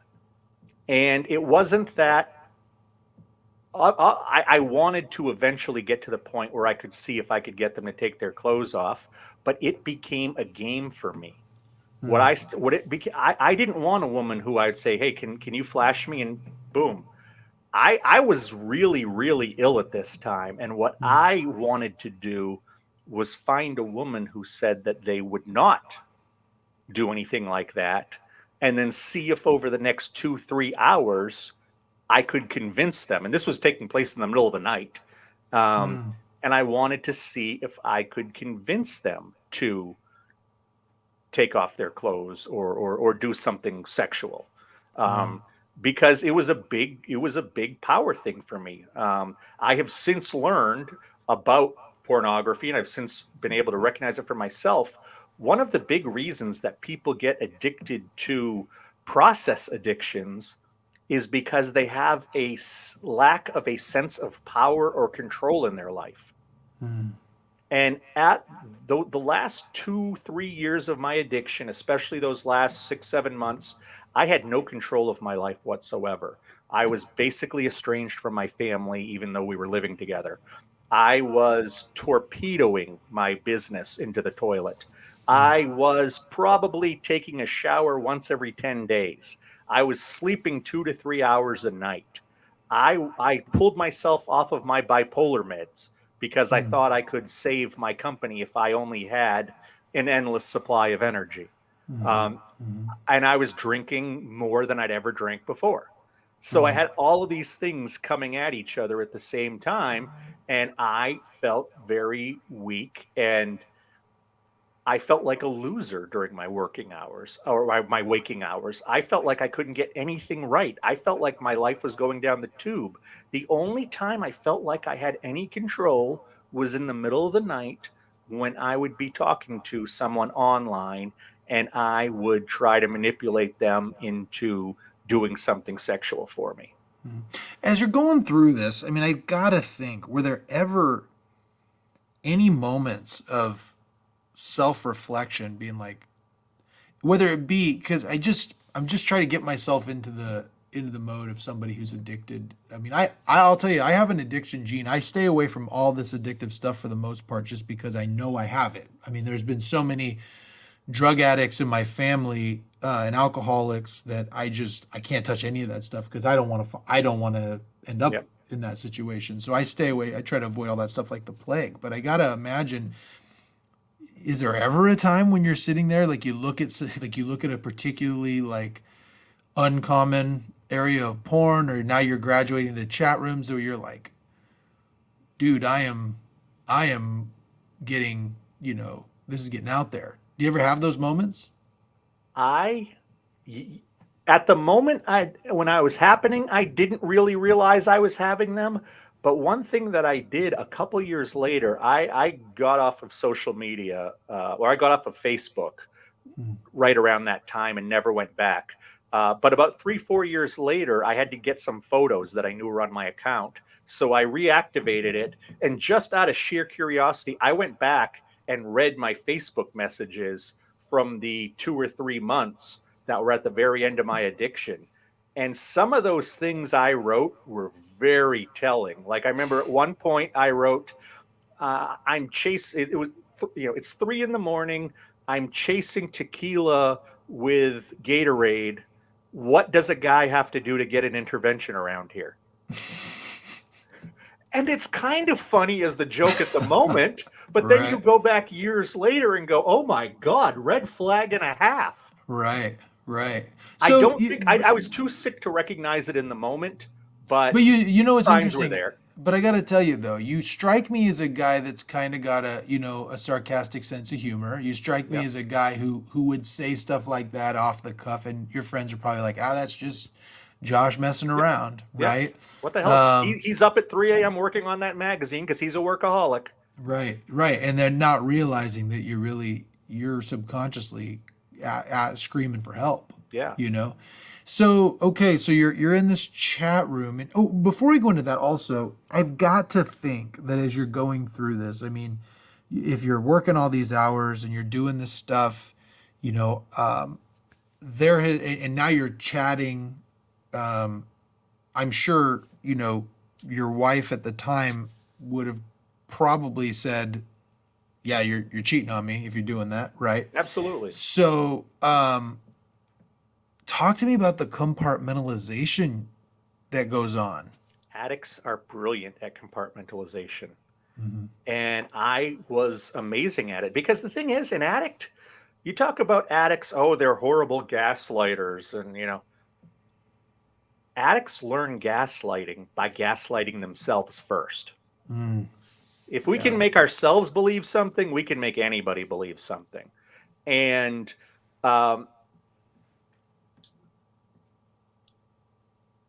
I'm sure that there were times when I had moments of clarity and I recognized what I was doing was completely wrong. But by that point, I could not watch regular pornography and finish most of the time. Wow. I needed that level of interaction with somebody. Yeah. And there were Wow. a lot of times where I didn't even self pleasure when I was talking to these women. Yeah.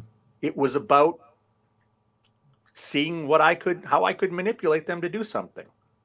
And I got all kinds of tricks figured out. And it was almost like it was a strategy game for me of sorts. Yeah.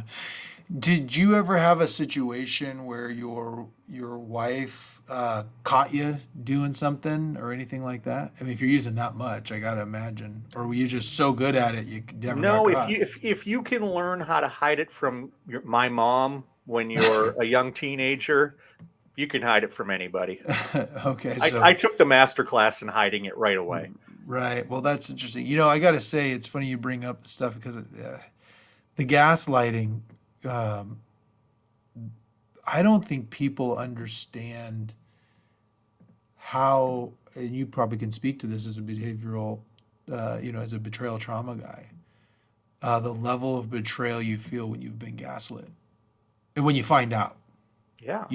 I mean, uh, it completely changes your reality. It's almost like I'm big into Marvel movies. I take my kids to those movies all the time, and you talk about the multiverse. You know, Hmm. it's almost like you've been in one reality your whole life, and then someone jerks you into another reality you can't get back to. You know, I can't think of anything more just abusive than that. Whether you're doing it to yourself or someone else, it's a whole nother level. It's funny, and this is gonna be a little bit of a tangent, so I apologize, and we'll get back to your story in a second. But I've just been thinking about this a lot. You remember Ray Rice? Yes. You're Ray Rice, the Yes. football Football player. player. So it was so funny to me because I remember when the first uh, story came out, right? That his wife had fallen out of the elevator and they weren't quite sure what happened, and it kind of came out that he'd hit he'd hit her, right? Yeah. And so the first thing, I think they suspended him for like 2 games, you know, Hmm. and then the video came out when Yeah. he That hit was her. telling. Oof, oof, oof. That was rough. And they banned him for life. And I remember them asking I think it was Roger Goodell. They asked him, they said, why, after you see the video, now all of a sudden it's so bad? And he goes, it's very different when you hear about it. It's another thing when you see it, right? The thing that's scary about gaslighting and just emotional abuse in general is that it's, you can't see the scars. No. You can't see the scars. And, you know, I remember so many people saying when they talked about Ray Rice, once they saw it, what a monster, what a monster. Well, man, that gaslighting, it's the same monster. It's the Yeah. same monster. And Absolutely. it can really rattle your cage in a way that you'll never be the same. And so that's what's scary about this compartmentalization is that people do it. And I bet in your mind, when you're gaslighting yourself or whether you're saying, hiding things from your wife, you're not even thinking about what you're doing. Like the people that you see, the people you see for betrayal trauma, their partners probably, when they're doing it, don't even really think about it. No. And I look back, and if if I would have died in the year or two before I started to get into recovery, um, the people who went to my wake would have looked around at each other and said, "Who are you talking about? Who are you talking about? Who are you talking about?" Because I compartmentalized so much of my life. There was my magazine at work life. There was my running a film festival life. There was my being a city councilor. I was on our city council. There was my life with my family at home, my life with my extended family, my life with my closest friends, my life with acquaintances. I managed 10 different lives because it Man, was just so much easier to be who I needed to be to those people in that space, in that moment. I went back a couple of years ago. I found a clip of one of the city council meetings online back from like 2012. And I listened to myself. I have no idea what I said. None. And I have a feeling at that moment, I probably didn't have much of an idea what I was saying, but I knew how to fake it. I knew how to play the game. And yeah, that's what I did. I played the game, and whoever I was with, I told them exactly what they needed to hear so I could get my way. man. So you're going through this now. You're on these chat rooms, Hmm. and next thing you know, you get a knock at the door. Well, that's the thing. I stopped these chat rooms in November of 2013. Uh, I don't know if it's that I got busy with the film festival that the magazine promoted every year. I don't know if I'd love to say I saw the light. I don't think that was it. I don't know why, but I stopped doing this late night behavior in November 2013. So I did it for about 3 months, 4 months. Um, in March 2013, or I'm sorry, March 2014, I was sitting at my kitchen table doing some work in the morning before I went into the office, and a van pulled up in front of my house, and three sedans pulled up in front of my house. And you don't have to be a fan of 70s cop shows to know what unmarked cars look like, Right. um, because I think they still get them at the same lot. Smash the And computers. yeah, well, and it's like I I I did not know why they were there. uh, I had no idea why they were there. I thought that the film festival was technically owned by a different company and a different group of people than the magazine. And I had put some loans from one of the companies to the other to float the magazine through 1 month. And my initial thought was, oh my God, these people who own these companies with me know that I did this. That's why I thought they were there. I went to the front door, and these guys were, I mean, getting out of their car, it was obvious they were police officers. You don't wear golf jackets in Maine in March that are navy Right. blue unless you're a cop. Right. And it was several members of the Maine State Police, and the one up front said that we have a search warrant for your home. We believe that you have underage pornography here. Oh, wow. And Did I that was, did that shock you, or were you yes, okay? yes. So this is where it's an area I want to, just get some clarity on, because it wasn't clear from what I read. So did you have any idea when you're chatting to these girls? Because just spoiler alert, there was an underage child, an underage teen that you had been messaging, right? Is that I what? talked to her twice Okay. in Did November 2013. did you have any idea that she was underage?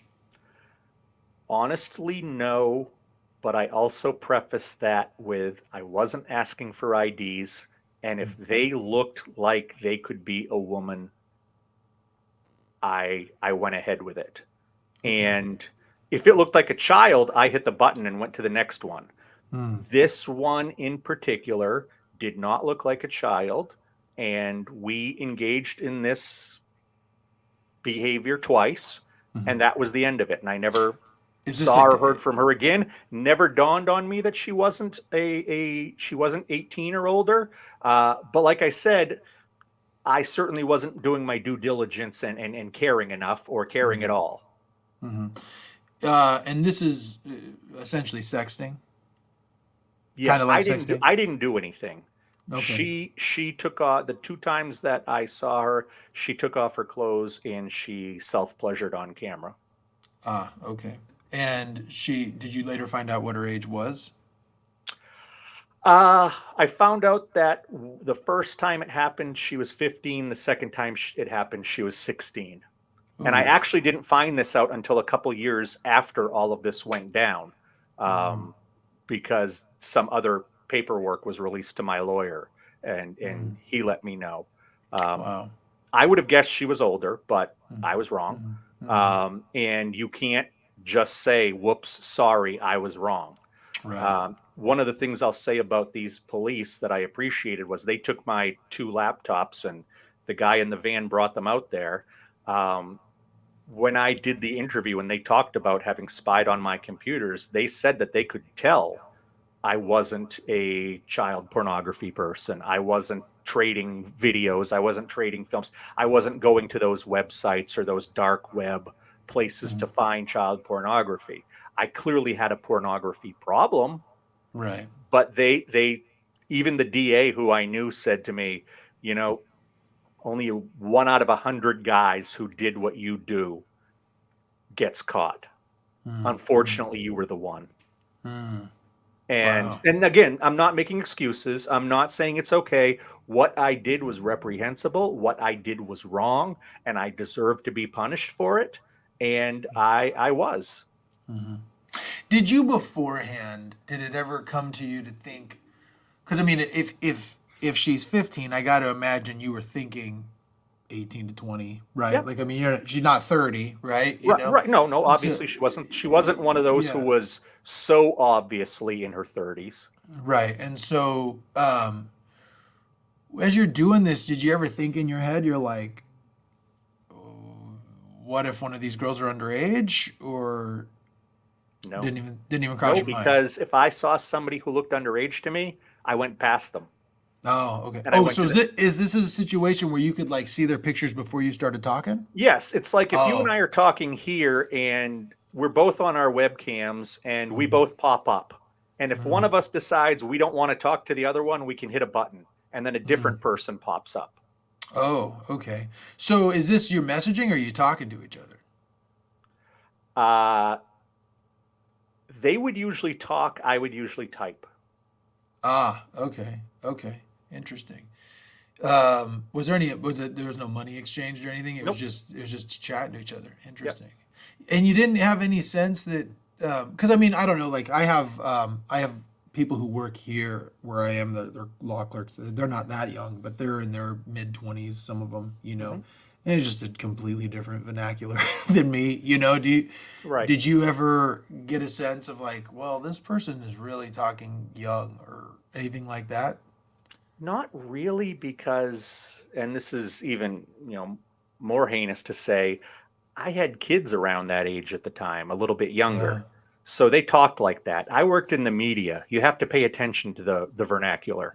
Yeah. I kind of always, and then I was on social media as well. I knew how people talked, and it didn't strike me as weird.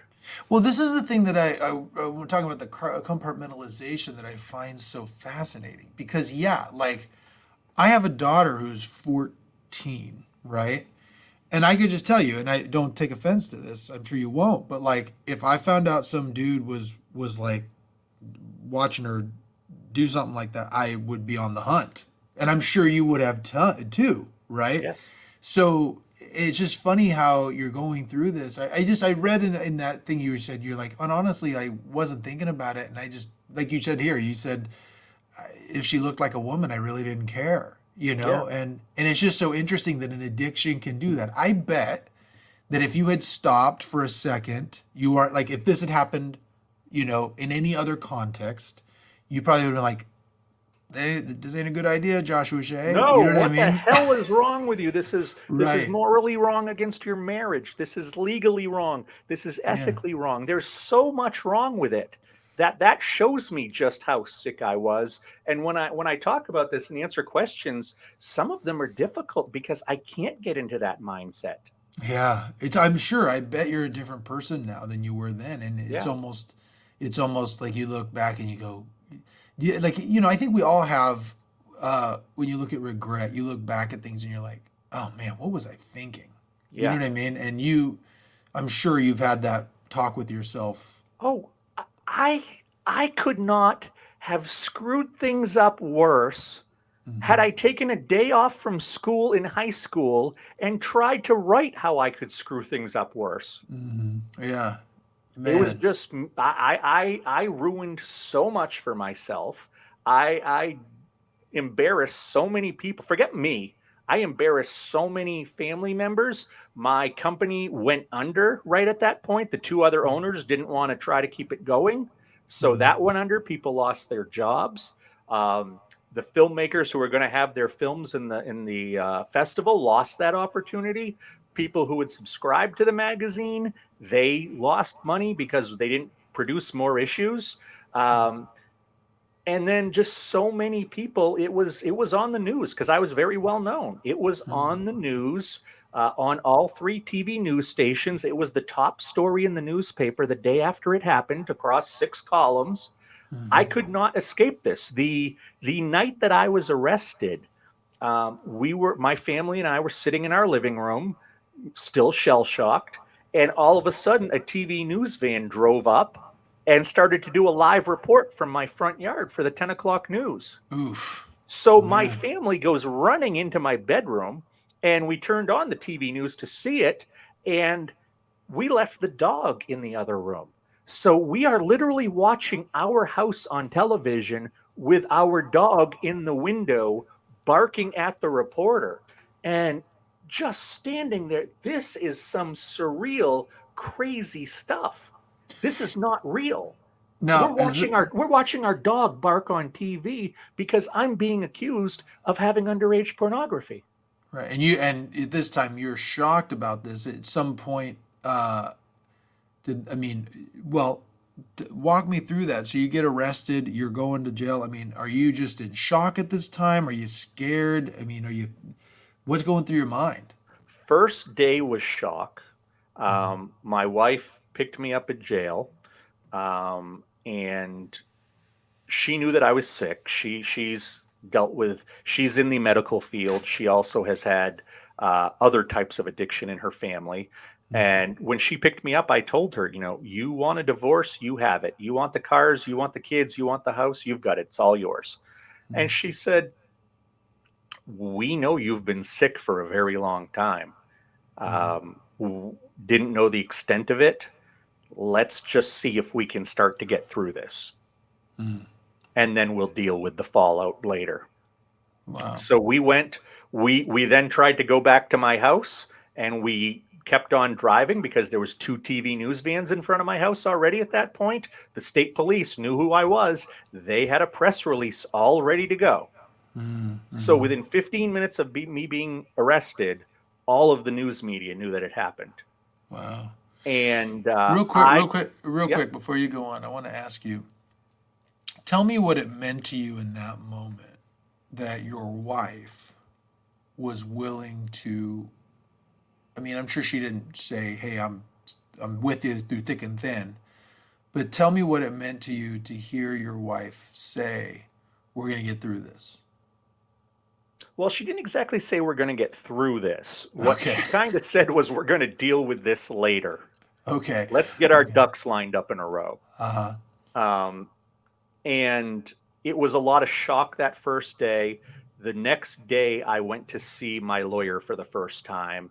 Hmm. And his first question was, is this, and I went with my wife and I went with my father because it was a good friend of my father's. Um, and he said, is this a litigation game or is this a sentencing game? Hmm. Which I guess is their nice way of asking, are you guilty? Hmm. And I said, this is going to be a sentencing game. And Hmm. he said, okay, well, first things first, do you have any drug or alcohol problems? And I said, I do not. And both my wife and my father jumped right in and said, he is an alcoholic. He is a Hmm. major drinker. And I was like, you think so? And they're both like, uh huh. Right. So that was when my lawyer said, okay, what we're going to do is first get you into a residential treatment facility for the alcohol.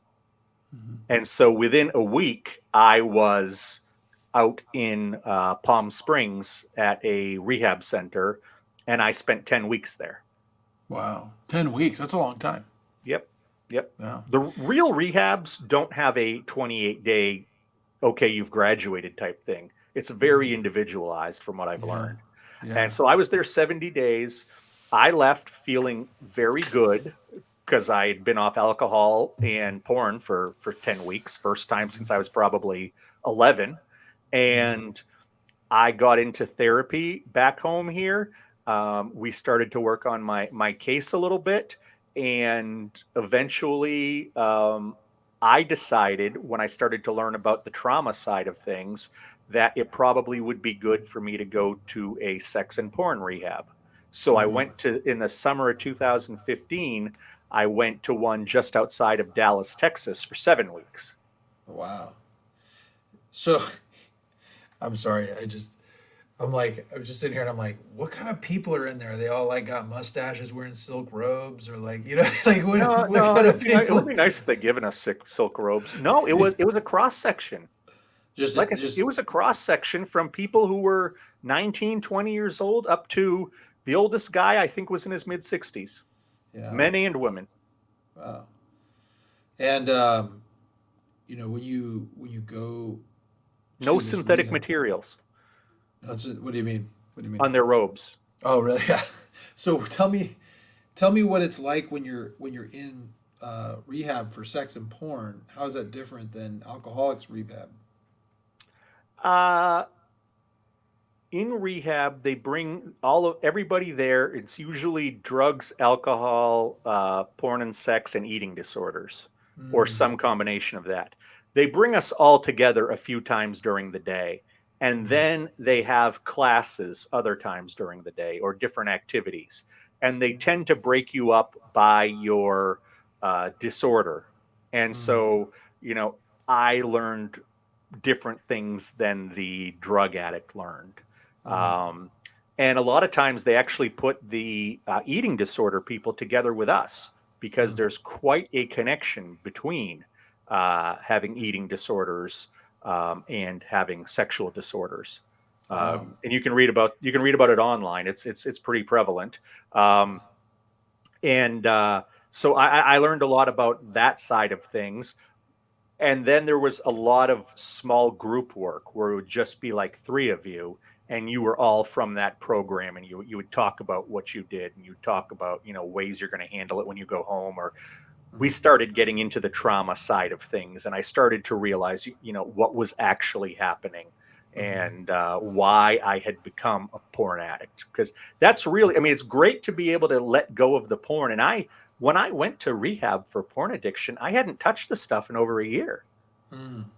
But I don't think I was not an addict. I think that I still had the addict gene. It's just that the police scared me to death that they could search my computer at any time. So I certainly was never going to go look at it. Right. When I got to rehab, that was when I started to first understand, okay, this is a symptom of something bigger. What's this bigger thing? And at the sex and porn rehab, that's what I focused on, was the trauma, because I didn't have to focus on stopping the addiction itself. I had already stopped about a year earlier. What was it exactly? Was it going back to that experience when you were 6 that you had to deal with, or was there something else? That was the main piece. That was the main piece. But I also realized that there was some mental and emotional trauma at the hands of my grandmother, who took care of me for a while. Ironically, after this babysitter stopped babysitting us, she took care of me, or she would take care of me when I was sick and had to stay home from school.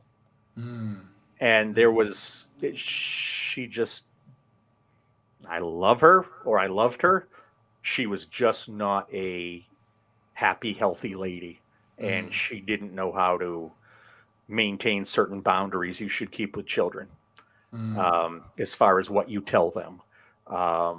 And What do you mean? Like, can you give me a flavor of what you're talking about? Are you talking about she just volunteered too much information, or do you mean there was well, no, specific things that here's a she would say? here's the latest thing, and this is about 2 years now. The latest thing I learned that she did to me, that I kind of already knew, but I got confirmed, was that when I would go over to her house, if I was sick and my parents dropped me off there at the beginning of the day to be taken care of during the day, my grandmother always made me feel like I wasn't as sick as I was acting, because she would actually say to me, "You're not as sick as you're acting. You're pretending. You could have gone to school." My grandfather would come home at lunch, because he still worked then. He'd come home from lunch and he would just call me Faker. He wouldn't even call me Josh. He'd call me Faker. I think it was a joke, but what happened was I got to the point where I trusted them. And I would start to doubt myself about my illness. And since then, I have never been able to tell you how genuinely sick I am at any point. And I've just kind of known I've had this, where when I get sick, it's really hard for me to accurately tell you how sick I am. You mean you minimize it? I minimize it. Absolutely. Yeah, I yeah. absolutely minimize it, because I think, oh, I'm being a drama queen. So it isn't as bad as I think it is. Yeah, my parents used to call me Faker, but that's because I was faking. So Yeah. Well, see, I didn't. It would have been nice if I was. But what was interesting was 2 years ago at Christmas, my mother had a really bad flu. And we kept telling her, go to bed. She's like, no, I'm not that bad off. And she'd have to run to the bathroom and throw up a few times. And it was horrible. She was so sick. I went to see her a few days later, and she said to me, well, you know why I'm like that? It's because of my parents. And I said, wait, what did they do to you? And she was like, they would never let me stay home if I was sick.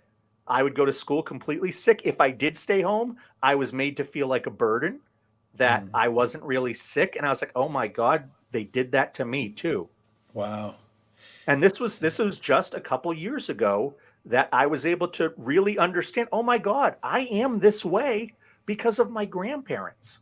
This was some, trauma, which is another word for pain, that they put upon me. And apparently Wow. they did it to my mother as well. Yeah, man.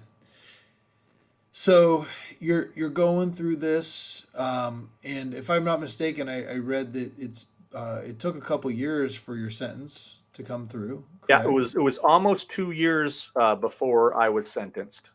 By that time, you gone through this therapy. Probably were not the same person. Oh God, no. I was the healthiest version of myself that I had ever been. And I even said that to the judge during the sentencing. I was like, you are not, I just want you to recognize you're not sentencing the guy that did this 3 years ago. Mm, You're sentencing the guy who went to 2 types of rehab, who has had thousands of hours of therapy, who has mhm, read over 40 books about this, mm, who knows what this is now. And I had a bullet list of things that I would do and not do to try to maintain my sobriety moving forward. And mhm, I know that absolutely helped my case. Absolutely helped my case. But she said when the judge started to sentence me, she started with, "Well, I can't let you get away with this." mhm, mhm. And she's right. She was Right. absolutely right. And I ended up I got a 9 month sentence, Mm, and of which I've served 6 months and 6 days. And very early on, I had to deal with people telling me I got way too little time. I should have been burned at the stake. And then I had people telling me I got way too much time. I had no record. I obviously screwed up. I was obviously sick. I should have got a slap on the hand.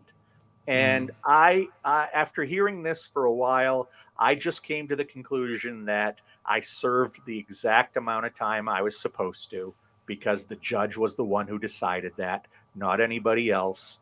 And that was my that was my punishment. And if anybody has an opinion on it that it should have been worse or better, that's wonderful. But this is what it was. wow. So in that, now at this point, you're 2 years in, you're getting sentenced. At this point, did you know that your wife was going to stick by you? Yes, because she saw me doing the hard work. If Mm, she hadn't seen me doing the hard work, I would have been gone within 6 months. yeah. So tell me what it meant to you at that time to um, to know that your wife was going to stick by you. It was a wonderful security blanket. And Mm, I had heard so many horror stories of men whose wives or girlfriends would not even listen to one word they had to say. They were mm, out the door with the kids mm, immediately. mm, mm, And I will also say that I did take a couple of polygraphs mm, along mm, the way to prove what I had done or hadn't done. mm. And I think that put her very much at ease as well. Yeah, when it comes to this type of betrayal, I'm sure you could speak to this. Is I'm sure it's the what you said earlier. It's not necessarily the porn or the infidelity per se. It's the not knowing what you're being honest about and what you're not, or if you hadn't have taken that accountability, right out the gate, and the lying that is what hurts the most. Yeah. And I also didn't handle it well in that I gave her headlines of what Mm, happened to me. mm, I would only fill her in when I would get a tip from one of the people I knew who worked at the newspaper, because I knew all of them. mm, Um, they uh, they would tell me if a story was going to appear the next day. A couple people would, not mm. supposed to, but they would tell me, and then I would prepare my wife that a story was coming out, and there was going to be more. Uh, More there was info going to be about what you more did. information in it. And I also sometimes I'd actually get to see the stories beforehand, which is a huge no-no in the journalism world. But there was sometimes incorrect material in there, Mm, and I couldn't get them to change it, but I would be able to tell my wife, this is going to say something that's not true. And that right. happens so many times that then that was proven that they had bad information, that it got to a point where it was hard to believe what was in the newspaper. Mm, I see. Because, and the thing is, if a newspaper is given bad information from the police or somebody else, they just take it as correct. But I bet, talking to your wife, I bet you had been honest up until that point about some of the things that was a little bit easier to believe you when Right. you were like, yeah, this isn't true. Well, you'd said when things were true that were definitely against your interest in the past, right? So, Right. so at this point, if you said something wasn't true, probably a little bit easier to believe you.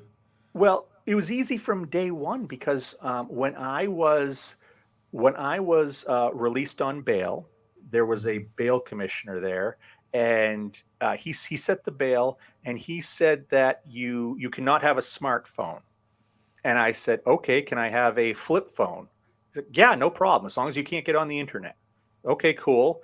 And he said, do you live with children? I was like, yeah, I live with my two kids. And he was like, well, you don't have anything in your past. There's nothing to suggest here any impropriety. As long as your wife is okay with it, you can live with your kids. You Hmm. just cannot be left alone with them. Hmm. But the next day, the first big article in the newspaper said that I was to have no access to a cell phone whatsoever, and said that I was to have no access to any children under the age of 18 whatsoever. And neither of those things were true and Hmm. correct. It's not the kind of thing that you call the newspaper and say, "Hey, can you run a correction?" Right. Um, because so on day one, my wife and my parents and some of my close friends came to recognize that they didn't always report everything 100% correct. Hmm. So, tell me then, your time in jail. What was that like? I did a lot of research before I went. When I was found guilty, they gave me 1 week to report. So I Hmm. went home and basically went to the jail website and read it 3 or 4 times. I found other things people had written about being there. I found pictures from old newspaper clippings of what it looked like inside.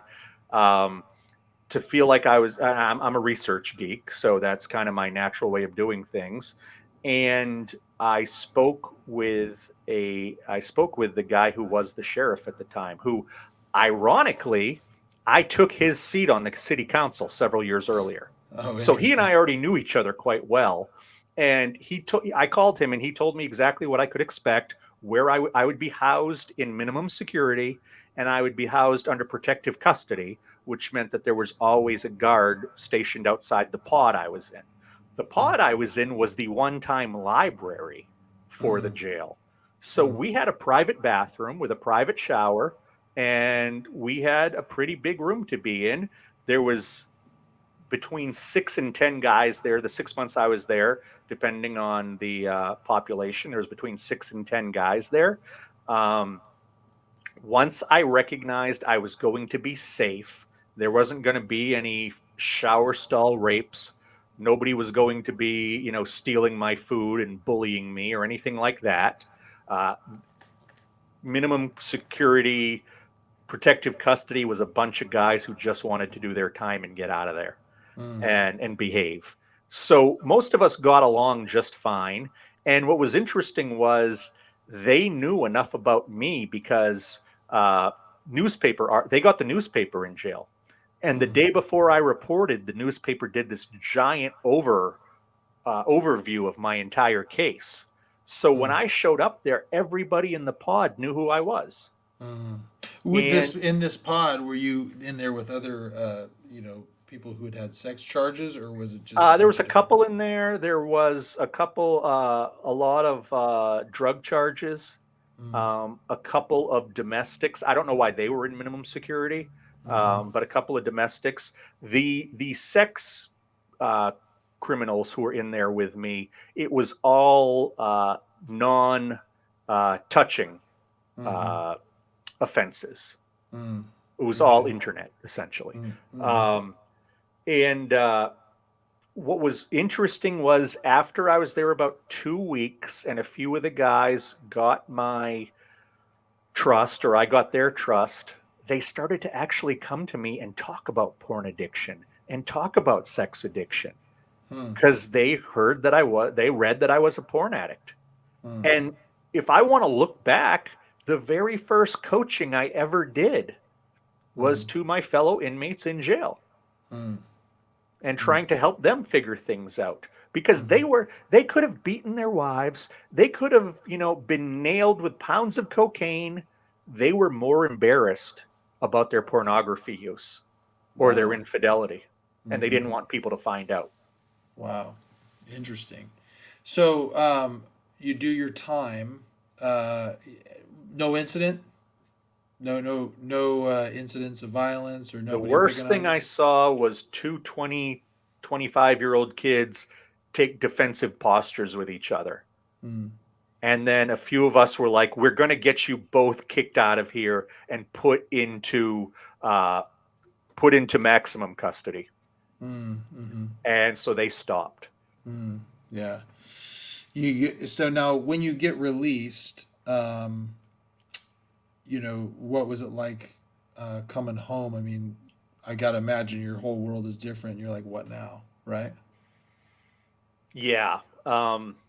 I went into jail in January and I got out on my wife's birthday in July. Wow. And I did not go outside a single time I was in jail. Hmm. You could go outside to the tiny little yard that they had recreation in, but they had one basketball and everybody was basically just sitting around and standing around and it looked horrible. And so I stayed inside for 6 months. That was the Hmm. first thing that was weird when I stepped outside for the first time in 6 months. Hmm. Just being in fresh air and sunshine. Um, Last time I was outside, it was 15 degrees and now it's 80. Right. Um,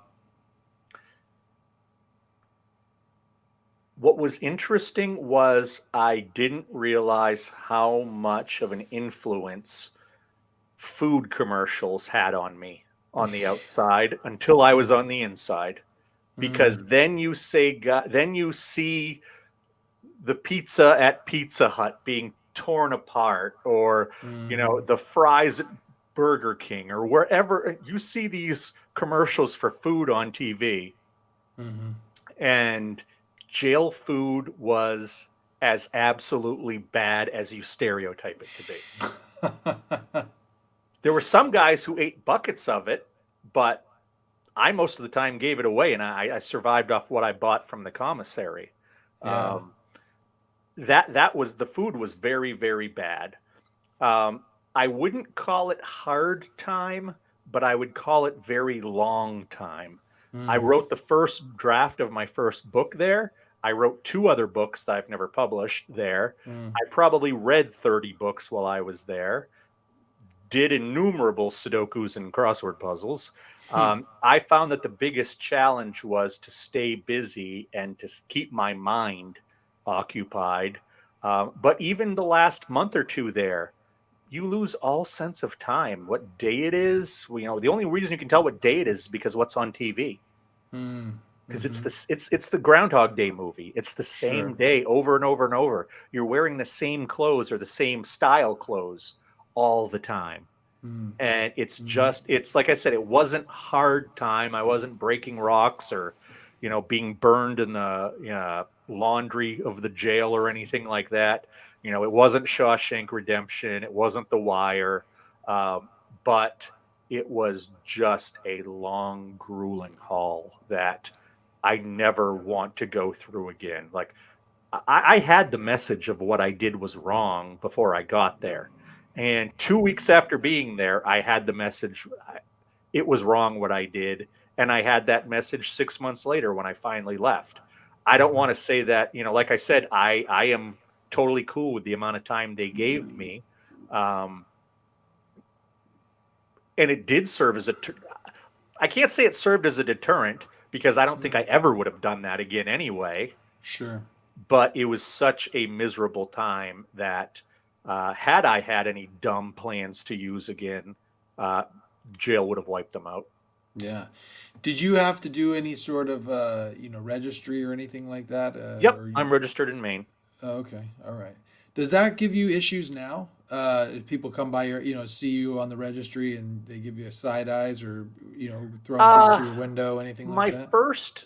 the 2 years between being arrested and being sentenced, I was really scared to go out in my community because Mm, everybody knew about it. So if I was going to go out to a restaurant, if I was going out with the family to a movie, we mm, went to the city 30 miles away where nobody knew who I was.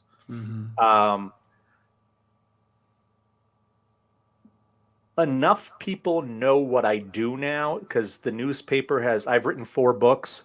The newspaper always had a small article or release when a book came out. When I did a TED Talk, there was an article about it. So there are a lot of people who do know what I've done since then.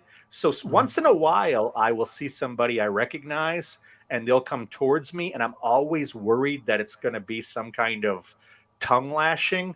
And most of the time, they actually ask me how I'm doing, say they've heard I've turned things around, say that I'm doing well. Very recently, I ran into my high school girlfriend's parents, and her mom came right up to me and gave me a big hug. And her dad came and, slapped me on the back and said, "That took some guts to write that first book of yours." Yeah. And The first book which one is that? Which one was it that you wrote that first? is The Addiction Nobody Will Talk About. Yes. Okay. And that one is kind of a memoir, right? Just kind of That's a talking about. memoir. I basically look at from the time I started the magazine company till basically the time I was arrested. Man. So it's about a 5-year span. I do look back at how I became an addict, and I do look a little bit forward at the very end of it. But it's basically my last 5 years as an addict while I was trying to get this business off the ground. Now you wrote the first draft of this book while in prison or in jail rather. So did you have an intention at that time to get into the work that you're doing now? I had the intention to write one book. When I was, again, during that time period between arrest and sentencing, I went to a bookstore nearby, and I wanted to see what they had for addiction books and porn addiction, sex addiction books. They had plenty of books on alcoholism, plenty of books on drugs, a few on general addiction. They had nothing for sex or porn addiction. And that was when I thought to myself, because I was finding academic studies online. I don't mind. I like academic studies. I don't mind reading them, but I know that's akin to a regular person liking to read Shakespeare. It just doesn't happen very often. Right. Right. So I thought to myself, while I was learning about this through these academic papers, there were all kinds of people out there who knew nothing about it, who were addicts. So I thought to myself, maybe I can write a book about how I became an addict, what it meant, what being an addict means, and I can just put it out so that average dudes can read this. And at least if they go to the bookstore, there's one book there for them. So when I got out of jail, and that's when I got the idea to write it. When I got out of jail, I revised it. I found a publisher, and they put it out. And I thought that was going to be the only thing I did. Well, right after that, the news picked up on it, and I was on several news stations in New England, and I had and on a bunch of podcasts. I had to start a website because that was the publisher. That was one of their rules that you have to have a website. And I started getting inundated from wives, girlfriends, mothers who were like, "How did you get clean? I have a male addict in my life, and I want him to get clean. How did you get clean?" And that's when I learned about betrayal trauma. So I teamed up with a guy who I had met named Tony Overbay, who I was on his podcast very early on. He was one of the first podcasts I ever did, and we got along really well. And I contacted him and said, I'm having all kinds of women talk about betrayal trauma to me since I wrote this first book, but I don't know enough about this. But I can talk about it from the addict's point of view, being married to this person. Could you talk about this from the expert therapist point of view? And he's like, yes, I see these women all the time and I see their husbands all the time. So we wrote a book called He's a Porn Addict, Now What? An expert and a former addict answer your questions. And it was basically 65 questions that people had sent to us or we'd been asked a million times or we found online. And he answered them from the point of view of the therapist. I answered them from the point of view of the former addict. And to date, that is still the book that has sold far more copies than anything else. And after that was done, I started to actually get some speaking gigs and some speaking opportunities. And I thought, if I can get an agent, I can maybe start doing this and going to colleges and going to libraries and telling people about this. And I can actually make a living off of this horrible thing that happened to me. The fact I've got some books out, I can educate, I can help, I can give back because I was really big, and I still am. I was really big into I need to be a different kind of person. Mm-hmm. Forget the alcohol, forget the porn. I need to be a better human being. And Mm-hmm. maybe I can give back with this. Mm-hmm. Well, lo and behold, I'm doing this. Everything's rolling along. The pandemic comes. Mm. Suddenly, nobody wants anybody to speak to them in public. Sure. Sure. And ever since then, Zoom has been the way to do things. You can go to conferences now, and there are people on big screens on Zoom who they'll pay them 1/10 of what they pay them to actually go to the conference to speak. Mm-hmm. And I realized that if I wanted to continue in this genre of work, I had to find something else. And that's when my therapist suggested that I take the courses that she had to take to become a sex addiction uh, specialist or therapist or whatever it is in Maine, because they don't have CSATs in Maine. So I was able to take a couple courses. I didn't get any credit or continuing education credits, but I was able to take a couple courses that true therapists take for porn addiction. And then I had a doctor who I knew, who I was on their podcast. They suggested that I get certified as a betrayal trauma coach. Mm-hmm. And that makes sense because I can deal with both sides of the equation. And since that happened, uh, the last 2.5, 3 years, I have been basically a full time pornography addiction and betrayal trauma coach. So, someone listening to this, I imagine there's going to be one or more people listening to this who is married or in a relationship with a addict. What would be something you would tell someone who is suffering from this type of betrayal trauma? Number one, you have to take care of yourself first and foremost. Mm. Number two, you have nothing to do with his addiction. Zero. It has nothing to do with how you look. It has nothing to do with how you treat him. It has nothing to do with how you perform in the bedroom. The seeds of addiction are almost always sown in youth. Mm. And I was a porn addict at 12. I met my wife at 25, 26. How could she have anything to do with it? Right. That was 10 years. I mean, I Yeah. did hide it from her for another 6, 7 years, but she couldn't have anything to do with it. So uh, um, I'm able to tell mostly women that as an addict. And Mm-hmm. I think that comes across that I know my stuff, I know the science, I know the statistics, but perhaps most importantly, I was there. And Mm-hmm. I can tell you what an addict really thinks. When an addict says that they love you, they mean it. When an addict doesn't tell you the truth, it's because they're trying to spare you from something. Mm-hmm. It's not all evil motives, Yeah. but when you think a guy is lying to you and he's lying to you because he's bad, that's what you believe. So I think that, I still have a very keen addict to English dictionary in my head, and Mm-hmm. I can speak to the betrayed wives and betrayed girlfriends, and in the cases of husbands or boyfriends, I can speak to them, I think, in a way that a lot of people can't, because not only do I know my stuff, but I was there. Do you find that the men who are suffering from betrayal trauma have a different road to hoe or have a harder time grasping those concepts just simply based on the fact that they're men? Honestly, I think they're more surprised.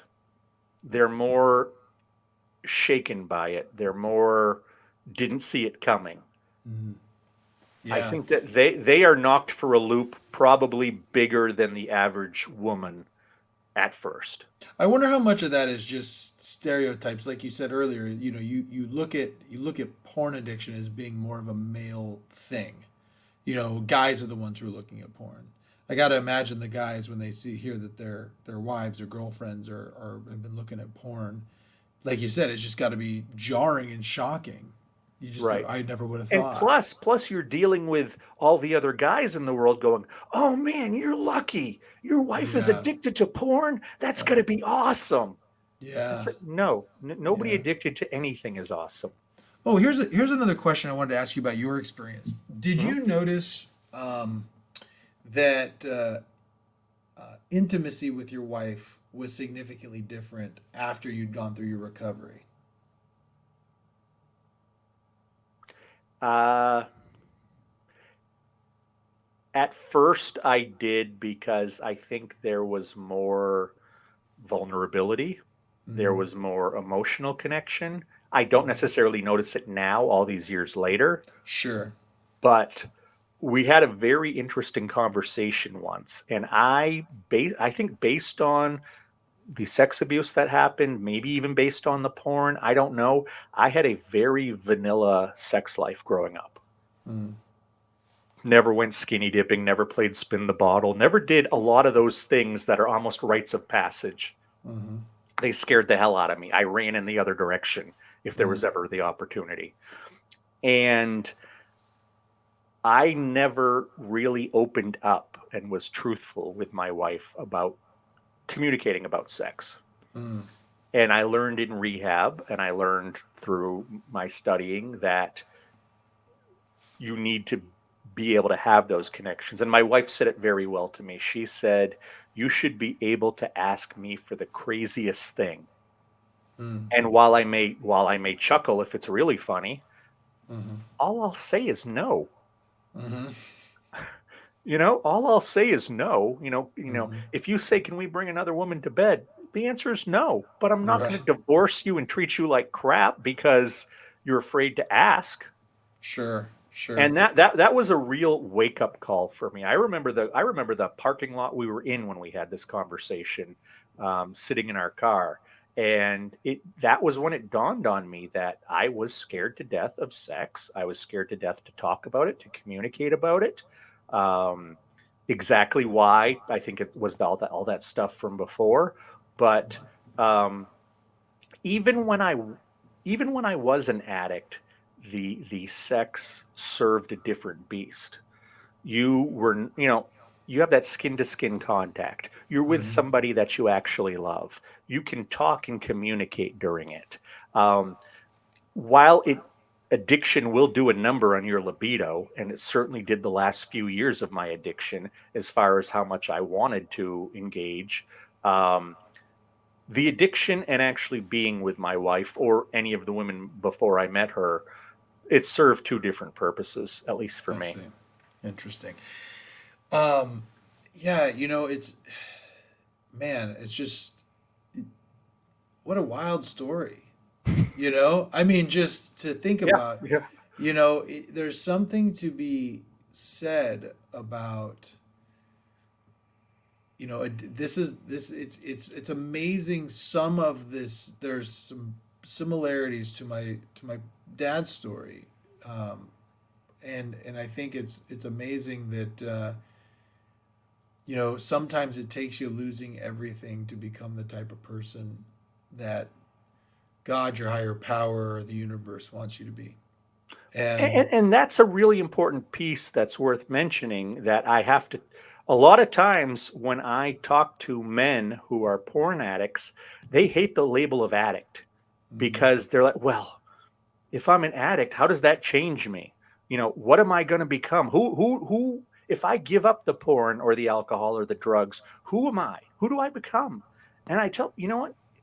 If you were an addict and you like chocolate ice cream, you're going to be in recovery and like chocolate ice cream. If you were an addict and you liked Adam Sandler films, in recovery, you're going to like Adam Sandler films. And if you're a giant butthead mm, as an addict, you're going to be a giant butthead in recovery. Mm-hmm. And I was one of those guys with a huge ego. Mm-hmm. I stepped all over people because I thought I was super cool with everything I did in the community.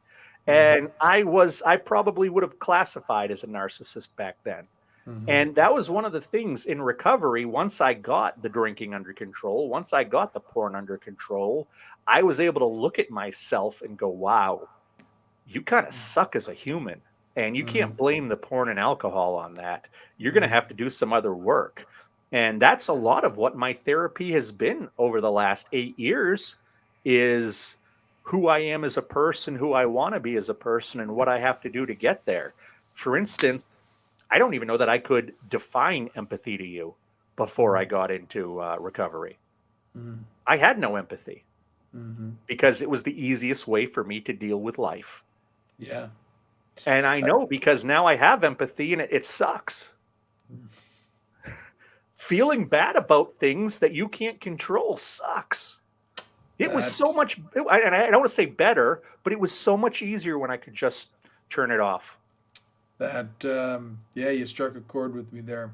I mean, I remember a time, and this is I'm embarrassed to say this.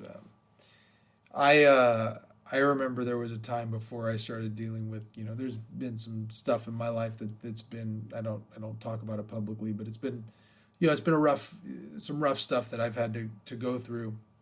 But before that, I remember I was going through law school and I was working full time and I was supporting a family and doing all that stuff. And I remember being so super focused on this stuff. I mean, just you probably sympathize where I'm up and out the door before my kids are waking up, and I'm home after they're in bed.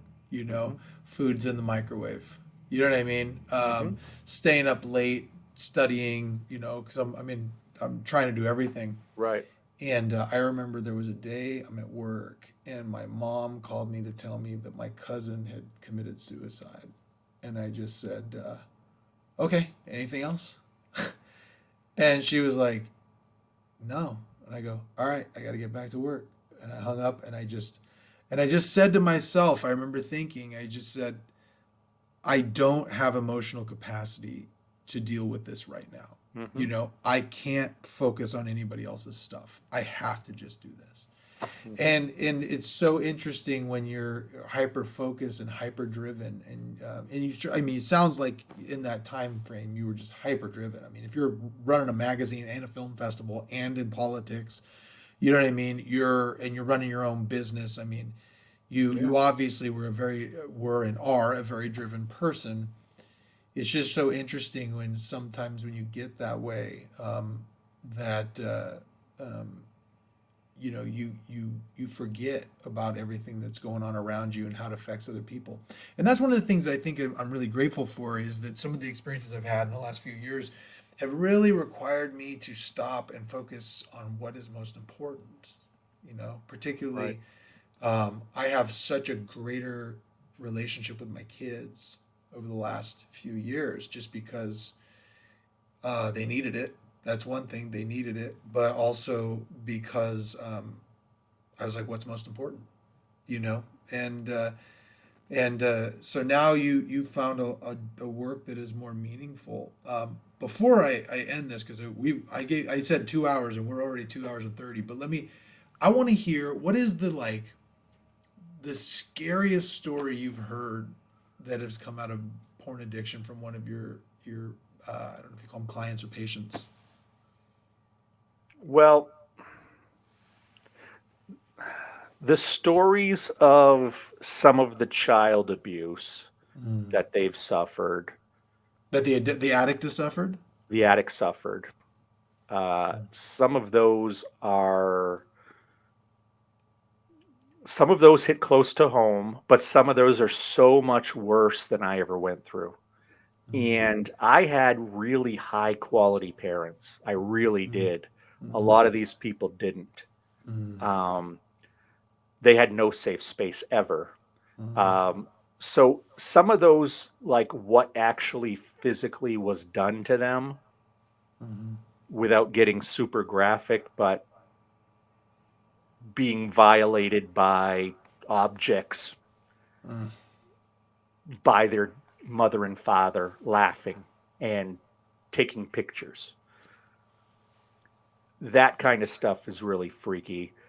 Um, When you hear that, like I just want you to know right then, I had a very visceral reaction to hearing that. You know what I mean? Like hearing that, I got angry hearing that about a young child. How do you listen to that? Like as an attorney, I thought I wanted to be a prosecutor. I do personal injury and wrongful death now, but I remember thinking about criminal defense. A lot of prosecutors will do that for a time and then move to criminal defense. And I said to myself, I was like, no, because I don't. If I ever went to like a public defender's office, sitting there next to somebody who had done something to a child, I couldn't handle it. I couldn't handle it. on the days when I'm having a tough time, it is damn near impossible. Yeah. But I sit there and I do it. And there's been more than one time that I've started crying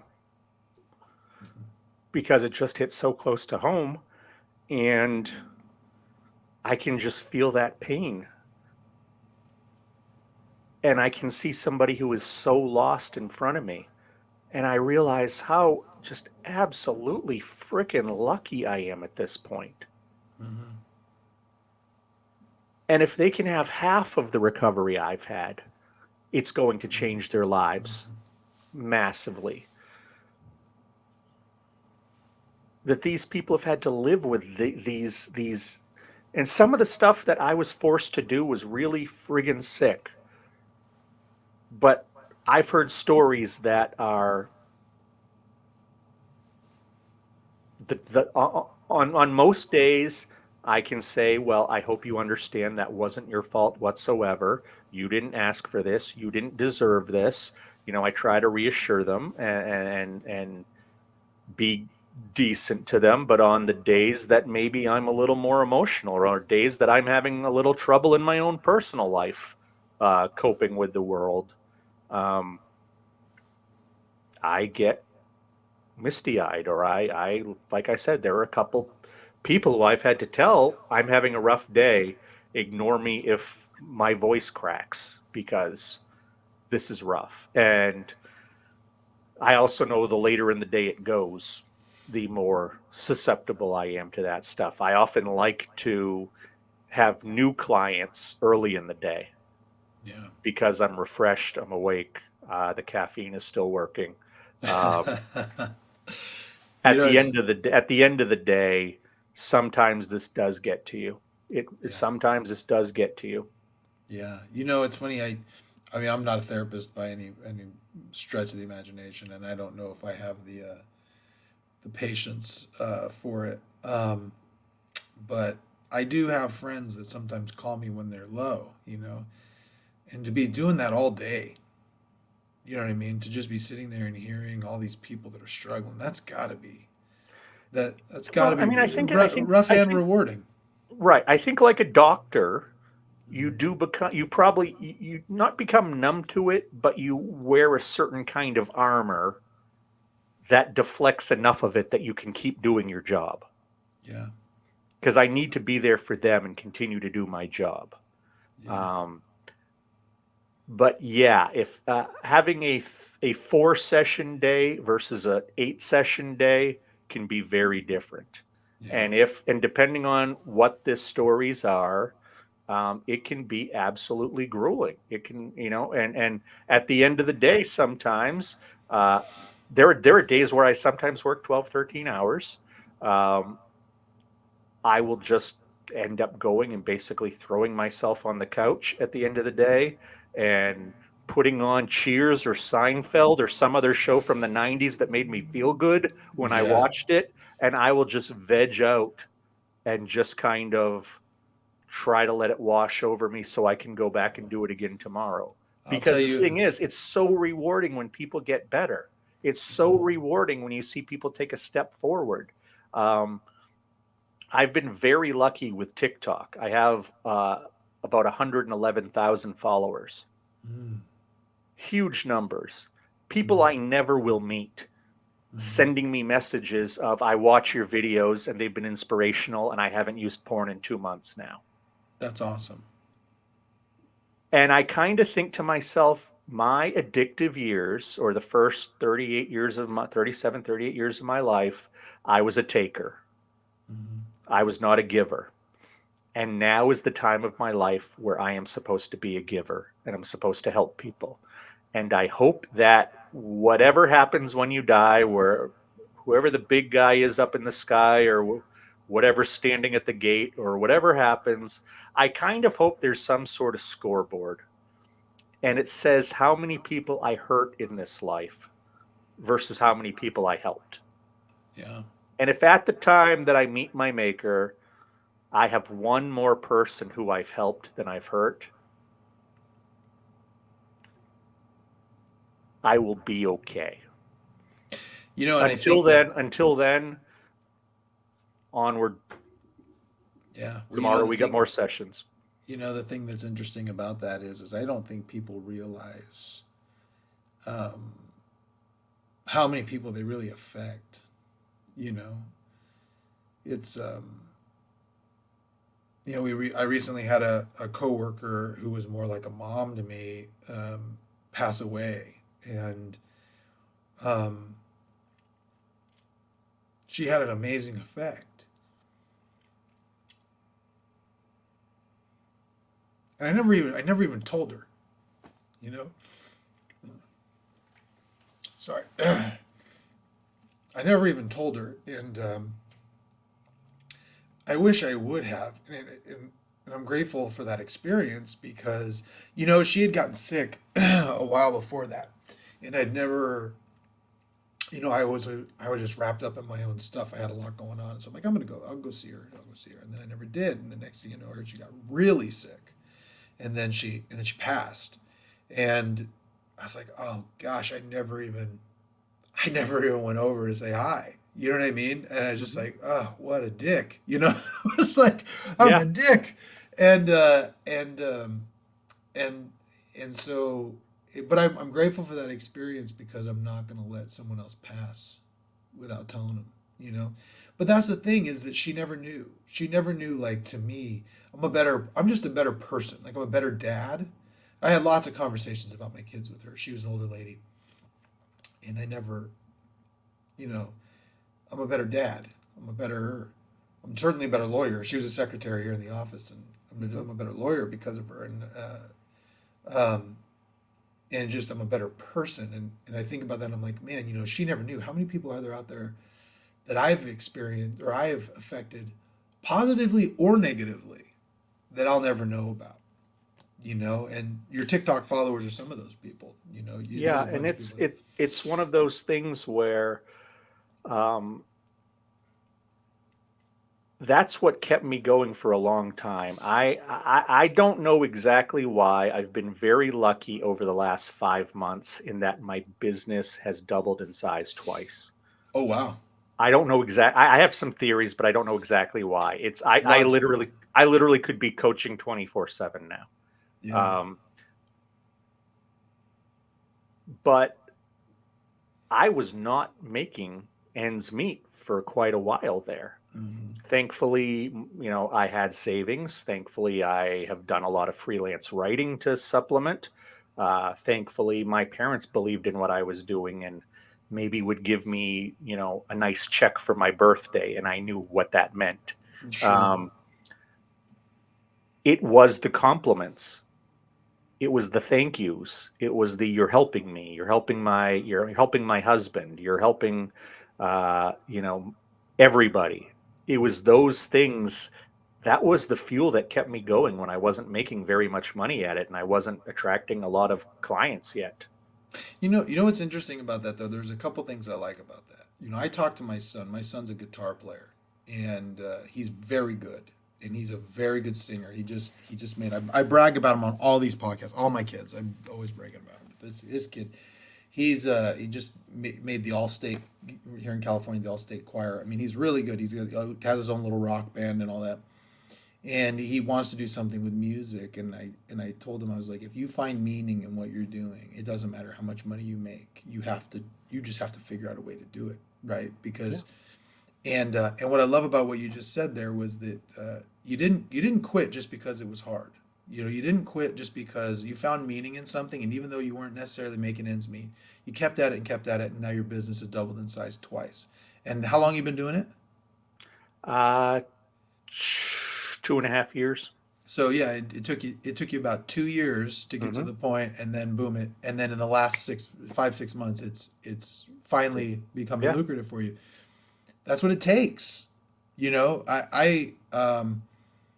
I talk about I'm an avid gym guy, and I tell people I went to the gym for 11 months before the first time I saw a muscle appear in the mirror.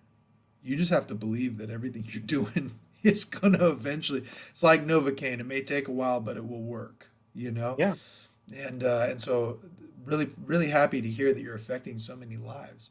Let me. I ask everybody a few questions on every podcast, and I want to ask those of you before we call this. The first one is what would you say is your biggest success in life? My children being decent human beings. Yeah, you have two kids. Yep. How old are they? I have a 23-year-old daughter and a 19-year-old son. Nice. And the 19-year-old son's a decent human being, huh? Yeah, surprisingly he is. That's that brings me hope. No, I'm just kidding. Okay, and then what would you say is your biggest failure, and what did you learn from Well, there was this one time where I talked to this woman online, and it turned out she wasn't of it? I age. had a feeling I knew where that was gonna go. Yeah, yeah. You want to hear some really dark stuff now? Yeah. Yeah, no, yeah. That it's funny though because the amount that I've improved as a person, the amount of wonderful, wonderful people I have met in the last 8 or 9 years. I'm not going to say I wouldn't go back and change it because I would, Yeah.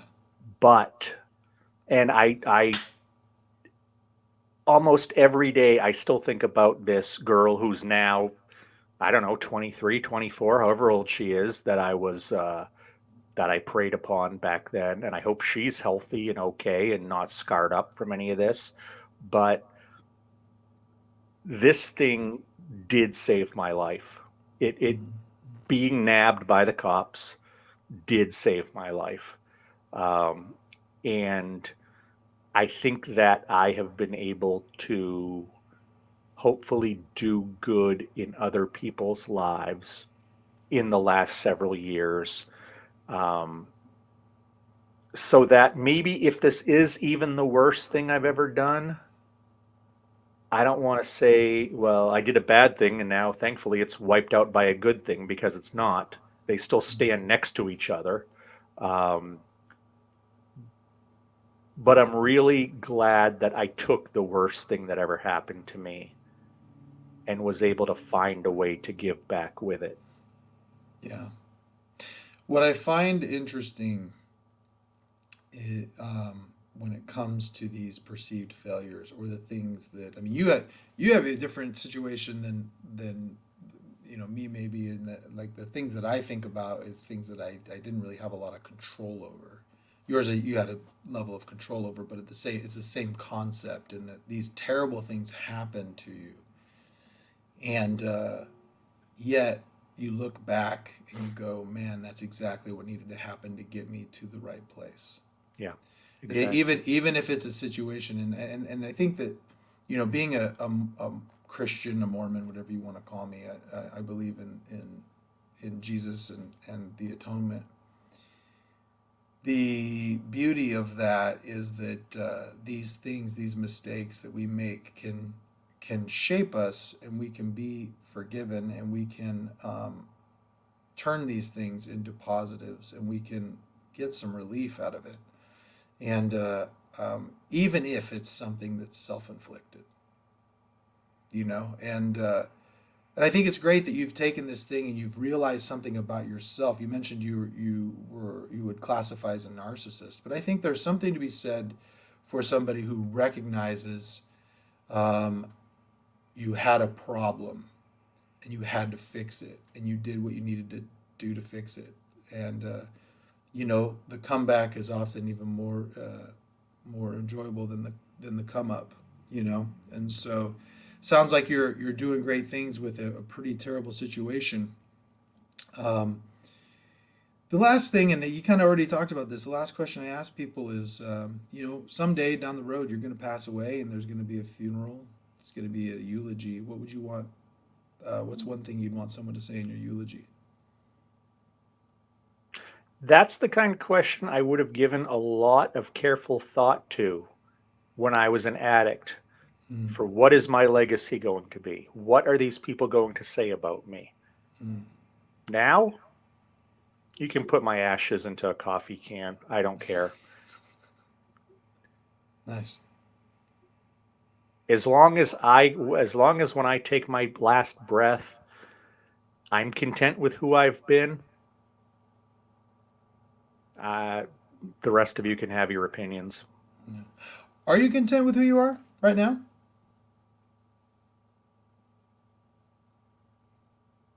More than I've ever been, Mm-hmm. but I know there's still work to do. Yeah. One thing that I find really funny, and I'll wrap this up, is that I find myself often wondering when I'm going to be content. And what I mean by that is I've lived a very goal oriented kind of driven life. And I'll tell this story real quick. I became a partner at my firm a year and a half ago, probably. It was Christmas of 2021. And he told me, and that was my goal. That was like a big goal when I joined this firm. I wanted to be a firm, or I wanted to be a partner. Mm-hmm. And I grind. It took me 10 years, and I got there. And he told me, and I came back to my office, and I've been working towards this goal. It was kind of like the last goal I had professionally, as far as like now it's just enjoy the spoils and push my career, Right. build my team. But that was like the benchmark goal.